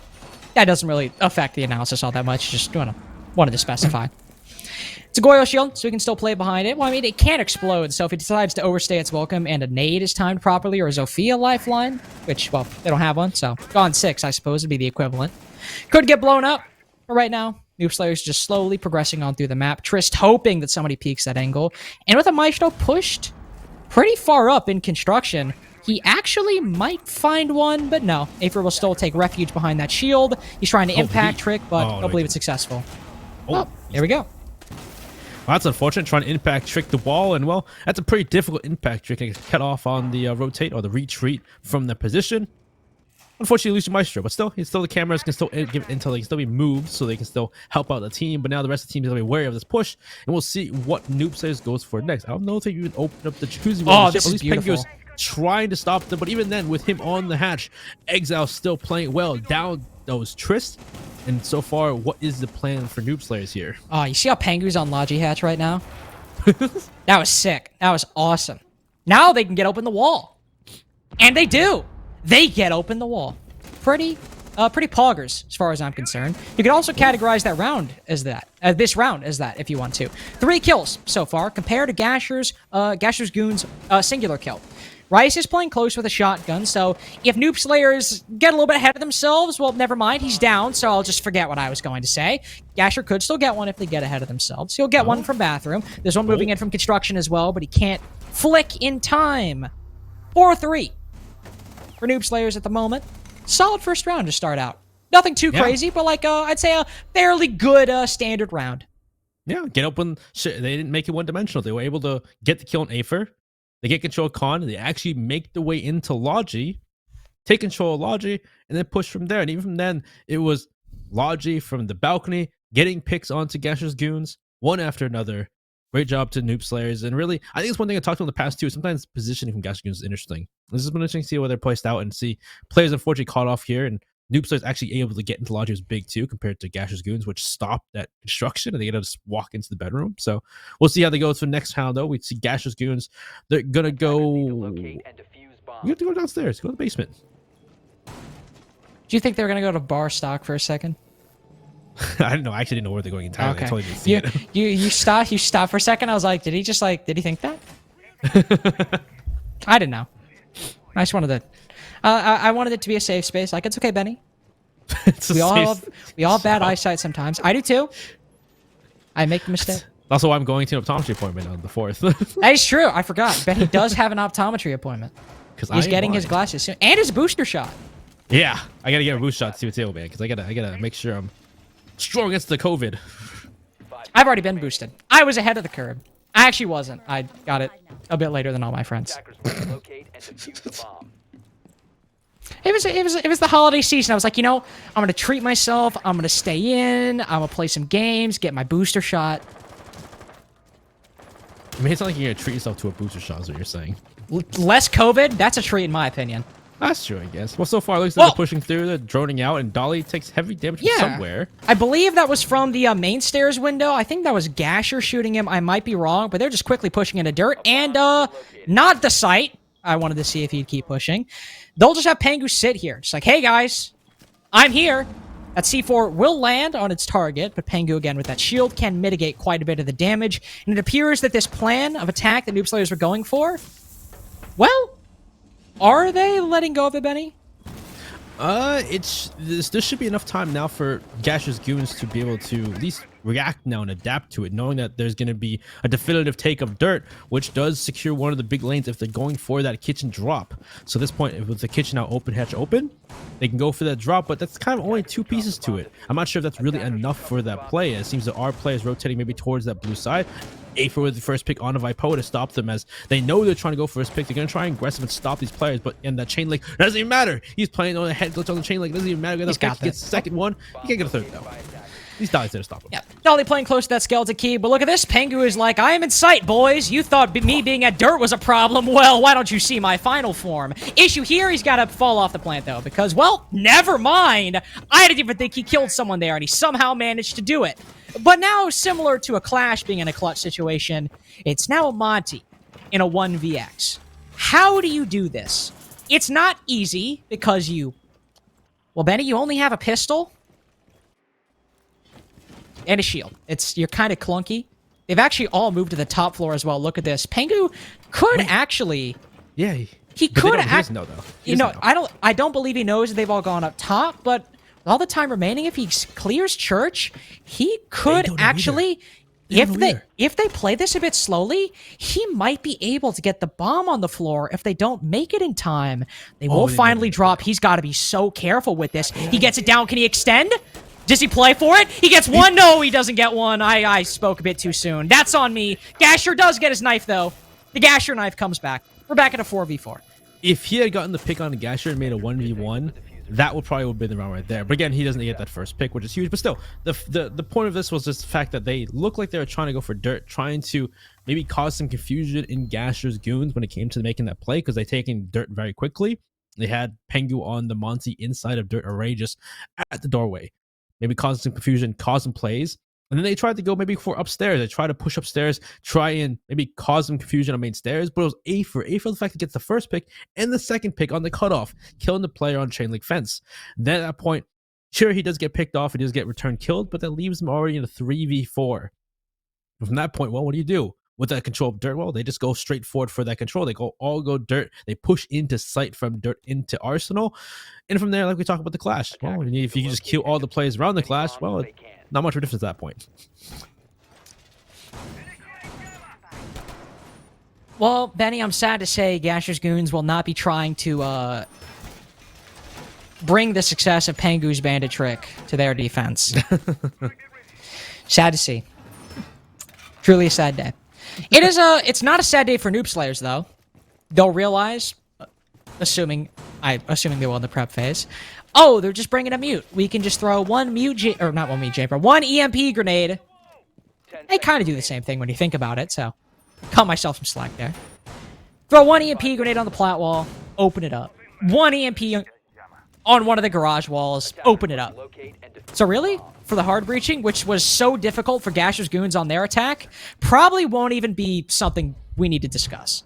What if you actually could throw me jammers? Like someone's going for an extra charge, just throw the jammer on the wall. What if there was a secondary effect where instead of like what you're saying, you could throw it like a boomerang and it hit people? You know how the EMPs like get rid of your sight when you get EMP'd? What if you did that with the mute jammer? You just like hit an attacker with it and their sight's gone. Hey, you got the wall open though. Looks like they tried the impact trick because they're only bringing Selmas. They only bring it. Dolly goes down elsewhere. He dropped off the roof. That was framed. Dolly. That was framed perfectly through the wall. Oh my god. We saw him go from the top of the building to the bottom. That was I don't know great. how much they got opened up, but it looks like they impact trick some of the Selmas. So I don't know how much is open here. Gash is looking to jump out though. I don't know if they have a claymore on that jump out or not. They might. No, they do not. One player on that rappel. Gasher switches to the bearing 9. Good for close quarters engagements. Just jump out. Okay. Aww. Afer's got your back. Just go for it. Come on. I hate it when this happens. Afer's got your back, Gasher. Oh, he's gone already. Damn it. Well, is what it is. Hey, we at least have this garage clear though, Benny. Yeah, they're able to open the wall. They're below. He's probably gonna. Exile's probably dead here. Never mind. He kills Trist. Honestly, going 1-for-1 in garage, not a bad decision. Ooh, with Dolly on the other side of that wall. 2 people on the other side of that wall. Afer, he makes them easy pickings. And now Pengu's like, guys, he's the last one alive. Is what I'm getting at. Probably 5-4 for GASHER'S goons. Pengu will get his freebie, but that's all he'll get. 1 impactless frag. This is starting to look like Noob Slayer started their defense. Yes, but happily, it's the first time GASHER'S goons have taken the lead this map. Yeah. And that was a round where, sure, Noob Slayer had no problem getting the wall open. Well, plat open specifically. But then Dolly, unfortunately, has a mishap. He falls to his, not demise, but definitely breaking his many bones in his body. And then from there, it was a garage push, which you saw on the replay how it went. First of all, Exile, great shot on the Trist to just stop them from the first place. And then a C4 from Afer, perfectly placed on where they're pushing from. Because if you saw during the little silhouettes when they were pushing, they were going from that far, or the inner wall of garage from the outside inwards. And they were underneath the, underneath the rafters, walking through the 2 players, trying to look up at Exile's position. And well, they didn't expect the C4 to blast them through the wall from the other side. Kind of leaving up to a 5v1, and just it's Pengu now trying to bring it back. And he gets 1 pick, he gets 3B, but that's the end of the round right there. And well, GASHER'S goons, they got 2 more rounds, they can win this out. They go to gym bedroom next for another try. Is Exo home? He back? Oh, sorry. For context, Exo talked about on Twitter that he was worried that GASHER'S goons might beat Noob Slayer so quickly that they would have to have Flux sub in because he was out eating dinner with his family. So I think Exo is back now. It was a quick 2 maps though. Yeah, it was a quick 2 maps. So I'm just curious because now that we're having actually a pretty close map number 3, I believe he might have enough time to get back. Yeah, I would assume so at this point. Because yeah, map 3 we're 5-4. It's looking to be a competitive one. As hopefully Noob Slayers can take this one, keep us close. But Either that or GASHER'S Goons have figured out their weaknesses and are able to stop Noob Slayers in the track like last time, because they had to control. Logi was the big thing. That was the big control they had to really propel that round even further for them. But so far, first things first, Noob Slayers trying to deal with this extension. Also ironic. Noob Slayers banned Flores for 2 maps, and now they play the Flores. Not involved in the opening duel, though. Hat, you could see, tried to run away inside of CCTV, but he was cut down by Vipoa. Oh. Gasher also spotted down below inside a secret. As opposed to Hat, he gets away. Very dangerously, he sends a C4 out saying, "Do not follow me, I will hunt you." But he does make it back successfully. That's a good pick to deal with one of the players, and the Wamai too. They'll leave those discs for later on that could be needed to stop some projectiles later on. They don't have a Jaeger either, so any grenades later on to deal with some of these players on site is gonna be huge. But it looks like Rice and Afer now is Exile too. They're all getting aggressive, having lost that first player. Looks like they're trying to figure a way to try and bring it back, but that's 2 players kind of stuck together. One goes down. Afer though doesn't return on a shotgun, but he's able to actually get away too. So it's able to keep it close, but still looking dire for the defense.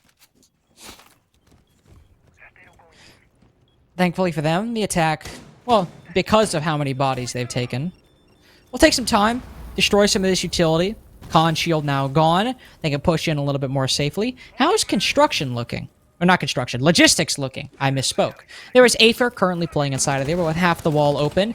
They just start putting pressure on Logi Hatch, which I believe Pengu did previously.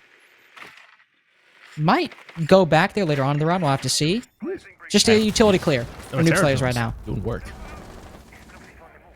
Getting open at the utility, and yeah, I would say this with all these, like, this is why it's so powerful the Retero drones are. They can just walk in and start blowing things up. Players, utility, makes it so smooth. But let's see if they can smoothly transition into Logi and deal with Afer. If they can deal with Afer, get the control like they did last time, and start getting those angles onto the players on site, this could be another round win for Noob Slayers. Well, it's looking that way so far. Move to the 1v4. Yep, there we go. Rice is not long for this world. Even again, Benny.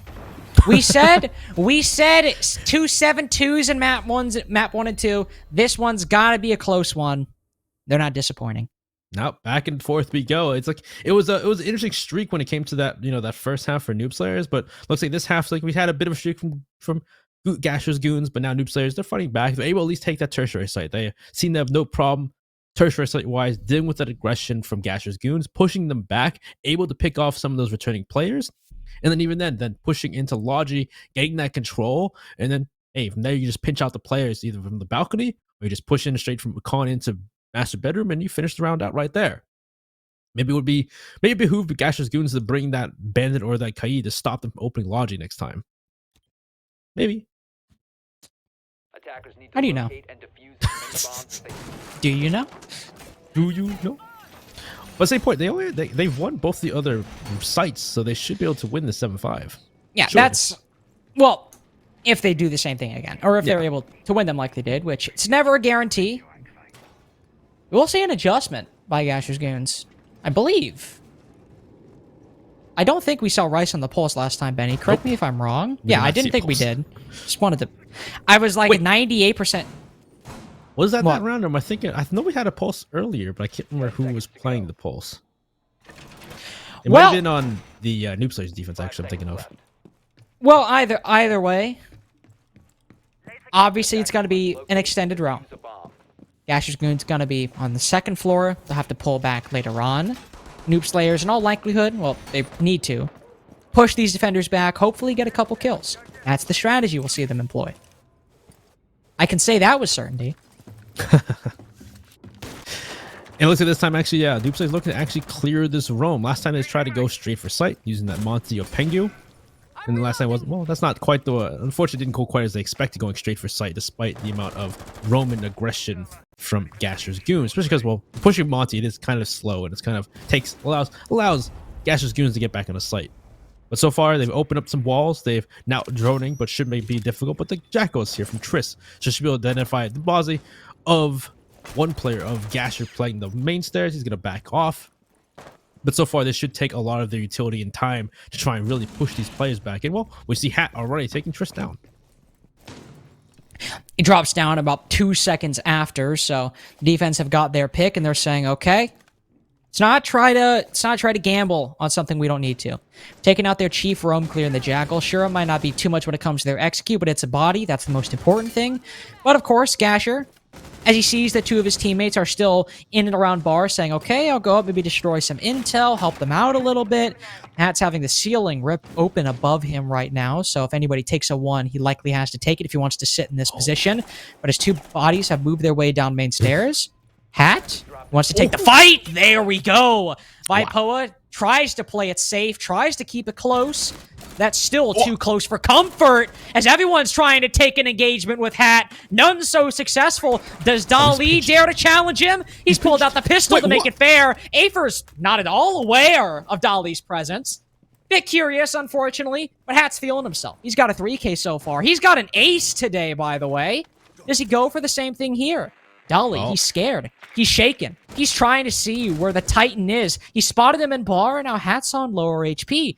But he's creeping up. He catches the buck off guard, downs him. Can he get the 5th? What a shot by Hat! 2 aces on the day! You've got to be kidding me, man! How did they ever have you on breach? I need a slow-mo of that pistol shot. I need a slow-mo of that pistol shot. I didn't even see him flick and kill Pengu in that clip there. That was insane. Also, some mistakes by, well, new players, unfortunately, not really able to identify where Hat was. Sure, they finally did drone him out, but the fact that Dali had droned him out there, and that slow-mo, that was was insane. Come that on. Pistol shot was insane. Wow. Oh my god. But still, the fact that they didn't drone him the first time, so he's able to get those opening pick, and then on top of that, they still know he's in bar. They didn't drone him in bar, so he's able to then rotate the bathroom, get a second one, and then get a third one on top of that. It's just time and time again where, unfortunately, noob players, they have some great starts, but there's that round just sometimes when they run into a wall, they're just not able to overcome at times or able to adapt. Like the fact that Dali had then droned him inside a bar and Pengu was pushing from billiards, he then turns his back to bar for whatever reason. Sure, maybe someone's on main stairs, but he hadn't really cleared bar. Why would... Nah, I'm just going to leave it at that.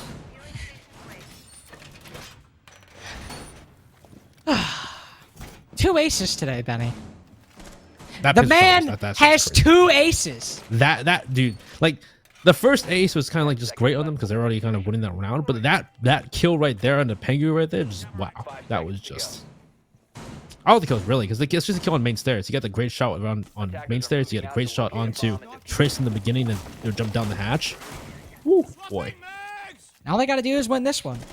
All they have to do is win this one. And Benny, this was a hell of a loss for Noob Slayers, wasn't it? Sure, they got Plywall open, but that's really all they did. And then they opened Plywall, they opened Garage Wall. I guess they didn't really drone Lounge. They didn't expect Afer to throw a C4 on the wall and blow them up from Lounge. So we'll need to see here if they do it differently. Again, it seems to be the same kind of play from them. Looks like they maybe need something different though. Triss going down to the basement. Interesting. As maybe they're trying to hopefully clear Lounge, as that was the big play. Oh, but no, Gasher. We thought he might run out previously. He does it here, but here's Triss to catch him, moving back downstairs. So while Gasher goes for the run out we hoped to see a couple rounds ago, it's all for naught, as Triss is right there to catch him and tuck him to bed. Shotgun, though, he's not been having the best series so far. And overall here, sure, you lose the Thunderbird, but you lose that Gone 6 and those nades. A little bit difficult. You've opened up Plat Wall, and as Benny said, they got this far last time, but can they go further? It started with Exile, and it ended with, well, Garage. Well, let's at least they can open the single wall. No, actually they can't because they're destroying it. Let's just sort of swing him, actually. Vipoa, is he ready for the swing? No, Hat! Again! Making crazy plays for his team in winning them time and time again. Though Exile does go down, but Triss is ready to at least stop Afer from the flank. So it's kind of a back and forth. 2v2. It's anybody's game. Their Hat is still on the board, Benny. Hat's still there. Hat's crazy. Could make it happen. Triss sends up a Rotero drone that lands right in Rice's face, and he says, that was rude, but I'm just going to retake it once that Rotero drone blows up. Triss has a good position here. He can hold that cross on Plat Balcony, but the problem is, if you want to go for a plant, these are the worst 2 operators to be alive. 3 toxic canisters and a C4. You're not baiting that out successfully in a 2v2. They do have a minute, but if they want to get a plant down on this side, it is going to be extremely difficult. They'll make it even worse. They'll rub salt in Pengu's wounds, shoot one of his breach charges. In all likelihood, he's not getting the other one. First toxic canister goes out, and this is the smart move. Try to plant in the off spot, but Trist needs to cover. It's all on him. He can't get it in time. He goes 1 for 1, but that's the exact opposite of what you need right here. He'll throw some flashbangs in. He'll try to push off Rice, but as he does so, he now has to anticipate where he's repositioned, and he'll be left guessing as Noob Slayers lose 7-5, and Benny and I were both wrong, but I have to say, Gasher's Goons proved us wrong in the most entertaining fashion on Clubhouse. Yeah, glad to see Gasher's Goons brought it back in this map, though. They were looking rickety at the start of Clubhouse, but they're able to come together, bring it back, and really... Gasher. I would too. That man... Dude. Gasher died to someone proning under a castle barricade as many times as had aced in this series. Dude, that was... I felt so bad every time it happened. But still, great on Gasher's Goons, because we were worried. We were worried about for some of the mental there, some of the plays they were making at the beginning of Clubhouse, but they had to bring it back, able to keep themselves in the game, keep it normal as you'd end at the half. 3-3 actually is pretty decent on Clubhouse. It's to be expected at times. And then go even further to then, sure, we saw Noob Slayers win their tertiary, but keep those primary bomb sites on lock. This is a good series. Yeah, I like this series. This series gets my seal of approval. Though, well, actually, honestly, I feel like even the ridiculous 3 rounds we saw Noob Slayers do, in which I think Gasher's Goons only got 2 kills in those 3 rounds. I mean, it was something. It really was something. But they did bring it back. They kept it even, as Benny said. And overall, I'd say they very much deserved this victory by the end of the day. I want to see Hat's stats. I want to see Hat's map stats. I wonder if Hats had crazy stats or not, but like on Actually, Clubhouse, no, sorry. I want to see his series stats. Dude, I honestly, for about 2 seconds, my mind was like, oh, he aced twice in this map. No, he aced twice in the series. Yeah, he aced twice. He series aced once here, but he actually wasn't doing well before the ace, so it's interesting to All see. right, well, you don't have to add him like that. I'm just saying. You don't have to out him like that. It's just rude. You're gonna see the stats anyway in a second. I didn't even see Pang. I didn't even see Pang It's doing exactly. that That's shot. why I wanted I literally wanted slow motion because I didn't even know where he was even. Either way, again, congratulations to Gasher's Goons, who will have an interview with Gasher, the leader of his Goons. I don't believe we'll have that. I don't know if we have it right now. We'll have it prepped in a little bit, but we'll see what happens. We'll take you through some of the map stats and the series stats as well, and then we'll talk to Gasher whenever we decide to do it. I do love it, I have to say. We have this 7-2, then a 7-2, and then we actually have a close one. It's a nice little palette cleanser between the completely ridiculous one-sided maps we had to start out with, so do like that. Benny? Hey. Never mind. They threw it out. I was going to ask, who do you think's the top-rated player on Gasher's Goons, but it's Aver. Yeah, but it's not Hat. Hat, sure, Hat had a great ace there, but his he didn't do the greatest on attack there for his team. But I say, Afer has some great stats though. He has some great 13-10. Nothing too crazy from either team. It was a close match overall. And it was interesting to see these teams really duke it out in Clubhouse. Now, definitely want to see the series stats when we get to that point, but nothing too crazy from either team here. You know, Vipoa doing his thing, 12-7. Yeah, Vipoa certainly having a very good match. Pengu too as well. Overall though, Trist too, also having a little bit of lackluster series. It was a bit inconsistent from a lot of the players on Noob Slayers throughout the series, and well, you can actually say the same for Gasher's Goons in all fairness, but they just happened to be the ones to win map 3, and you can even see some of the stats. Like, it's not like the costs on Gasher's Goons were exactly stunning or wild. Afer certainly had a good series, but everyone was really doing about the average, the bare minimum, what you would expect in that map. And I imagined might see a similar pattern for the series stats as well.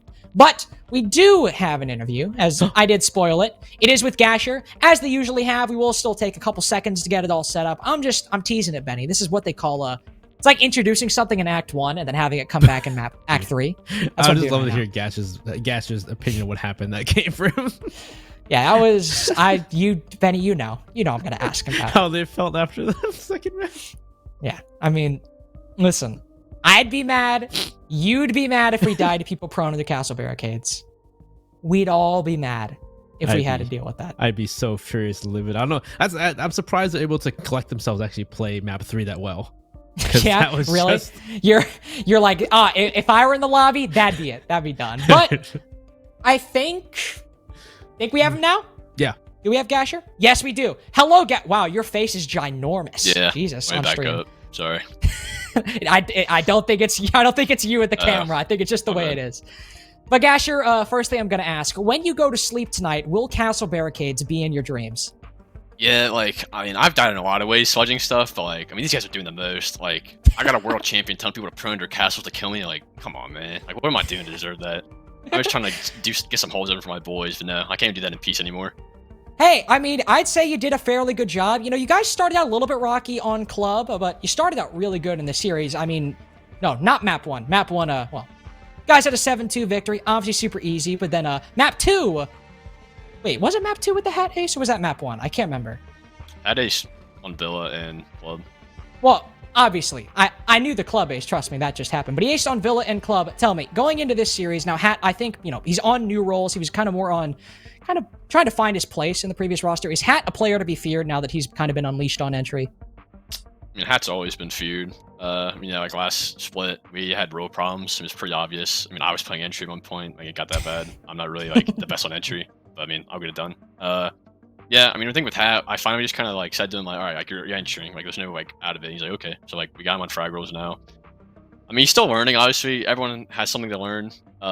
He's coming along well. I mean, you obviously saw it. Yeah. I believe in him. We all believe in him. He believes in himself. So, I mean, I think there's also some, he'll keep getting better. That's all I'm going to say. He hasn't really reached the ceiling yet. So, he'll keep improving. Well, I know Hat's definitely one of the players I've been the most excited to see develop as in terms of promising underage talent. But I think you also kind of touched on, you guys definitely had a lot of role problems last stage. And I feel like you guys have always been kind of struggling with that identity. I mean, obviously, you know, stage 1 of CL a long time ago, you super aggressive. Now you've kind of been in this weird middle state. What is the kind of identity you're looking forward, maybe in SCS or even further beyond? What's the identity you want to set your team as? I mean, I think before, like, stage 2 CL, I kind of had this identity about, like, being super aggressive, playing in their face, and I just kind of learned, like, I don't think that's it's not always consistent, you know? Like, in scrims, it's very easy to replicate, because you can just tell people, yeah, like, run at that guy, and if you lose, it's not a big deal. When you get to game day, it's like, oh, you died, we lost the round, oh, it's 0-1, now it's 0-2, and just rounds kind of start to, you know, it kind of shreds morale. So I think we've kind of changed from, like, okay, we don't always have to be aggressive. We can definitely go over plays, like, you know, we can spawn kill, we can hop out, and we can do all that cool stuff, but I think realistically, we just want to focus on adapting, because, like I said, part of the reason why we have a lot of role problems on my team sometimes, at least like last stage, like I always get people that are very flexible on my team. It's simply so that if we need to play slow, we play slow, play fast, structured, loose, whatever we got to do, we can do it. And I think now with this team, not only are we very flexible, but I think everyone has a defined role that like they can actually nail and that they understand, like, okay, like I need to learn to do this, but if I can also do this and this. So I think like now we're just going to focus on adapting, and I think like it got better like on club. I obviously went down 0-3, and then I think at that point we just won every attack. We just kind of realized, like, okay, they're playing like this, and we just steamrolled them. So I think going forward, just be adapting. All right. Well, I know I'm excited to see how you guys develop. It always felt like you guys had the pieces, but we're, well, I guess now with the role change problems, struggling to put them in the right place, but it definitely seems like you guys have something good cooking with this roster. So anything you want to say before we sign off, talking about the team's future, or just anything you want to say personally? I mean, no, people are going to talk about us, is what it is. We'll keep getting results. That was a good first step. Obviously, we get Chess Club in next week. I mean, that'll be a good game. I just think for us, like, no, don't sleep on us. We're here. We're here to win. It's not just a one-man show anymore. That's just going to carry. The scoreboard's a lot more even now. So that's good going forward. Good to hear. Just getting back to the grind. Like to hear it, Gasher. Well, thank you very much. Congratulations on the win today, and I'm excited to see how you guys perform against Chess Club, because if you talk about aggression, you're definitely going to have to deal with a lot of that in next week's match. Yep. All right. Well, thank you very much. Take a look at these series stats, and what do you know? He had those 2 aces, but you're right, Benny. Hat, not the top. He's only second. It's Afer at the top. And I think you said before too, it was kind of it was still that like kind of consistent around the board. Nobody was carrying too much. Nobody was doing anything too crazy. Everyone's kind of around that same scored line per se. Both teams, really. Yeah. Trist also, of course, he was having an insane map 1 and 2. Had a very quiet map 3, but Vipoa really started to heat up. So I like that map 3. We both had, of course, you know, the shift for GASHER'S Goons. We could see their development in real time, but also we had players who, you know, maybe they were quiet for maps 1 and 2, but then they quickly stepped in to fill the role of somebody who was going loud at maps 1 and 2. And then, you know, they started to get quiet on map 3. Of course, as Gasher said, they will face Chess Club in next week's winners match to see who will make it to playoffs with 2-0. Remember, for the format, all you have to do is win 2 best-of-3s. It's simple, really.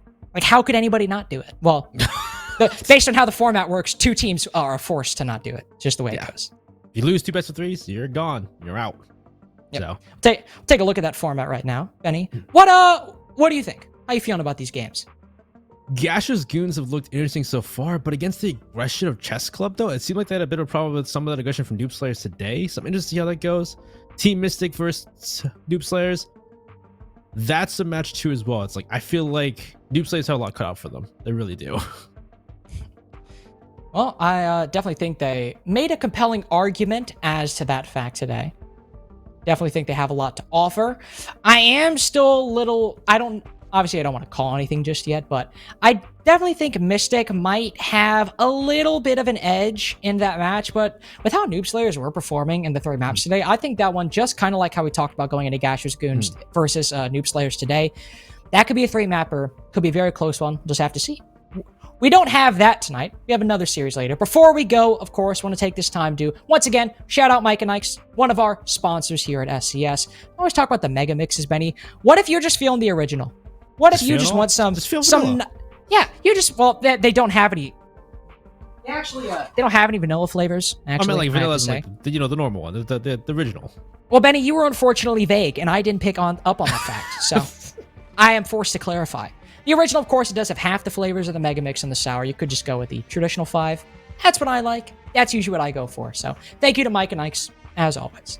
But Benny, this is where we say goodbye. Well, you and I say goodbye. Yeah.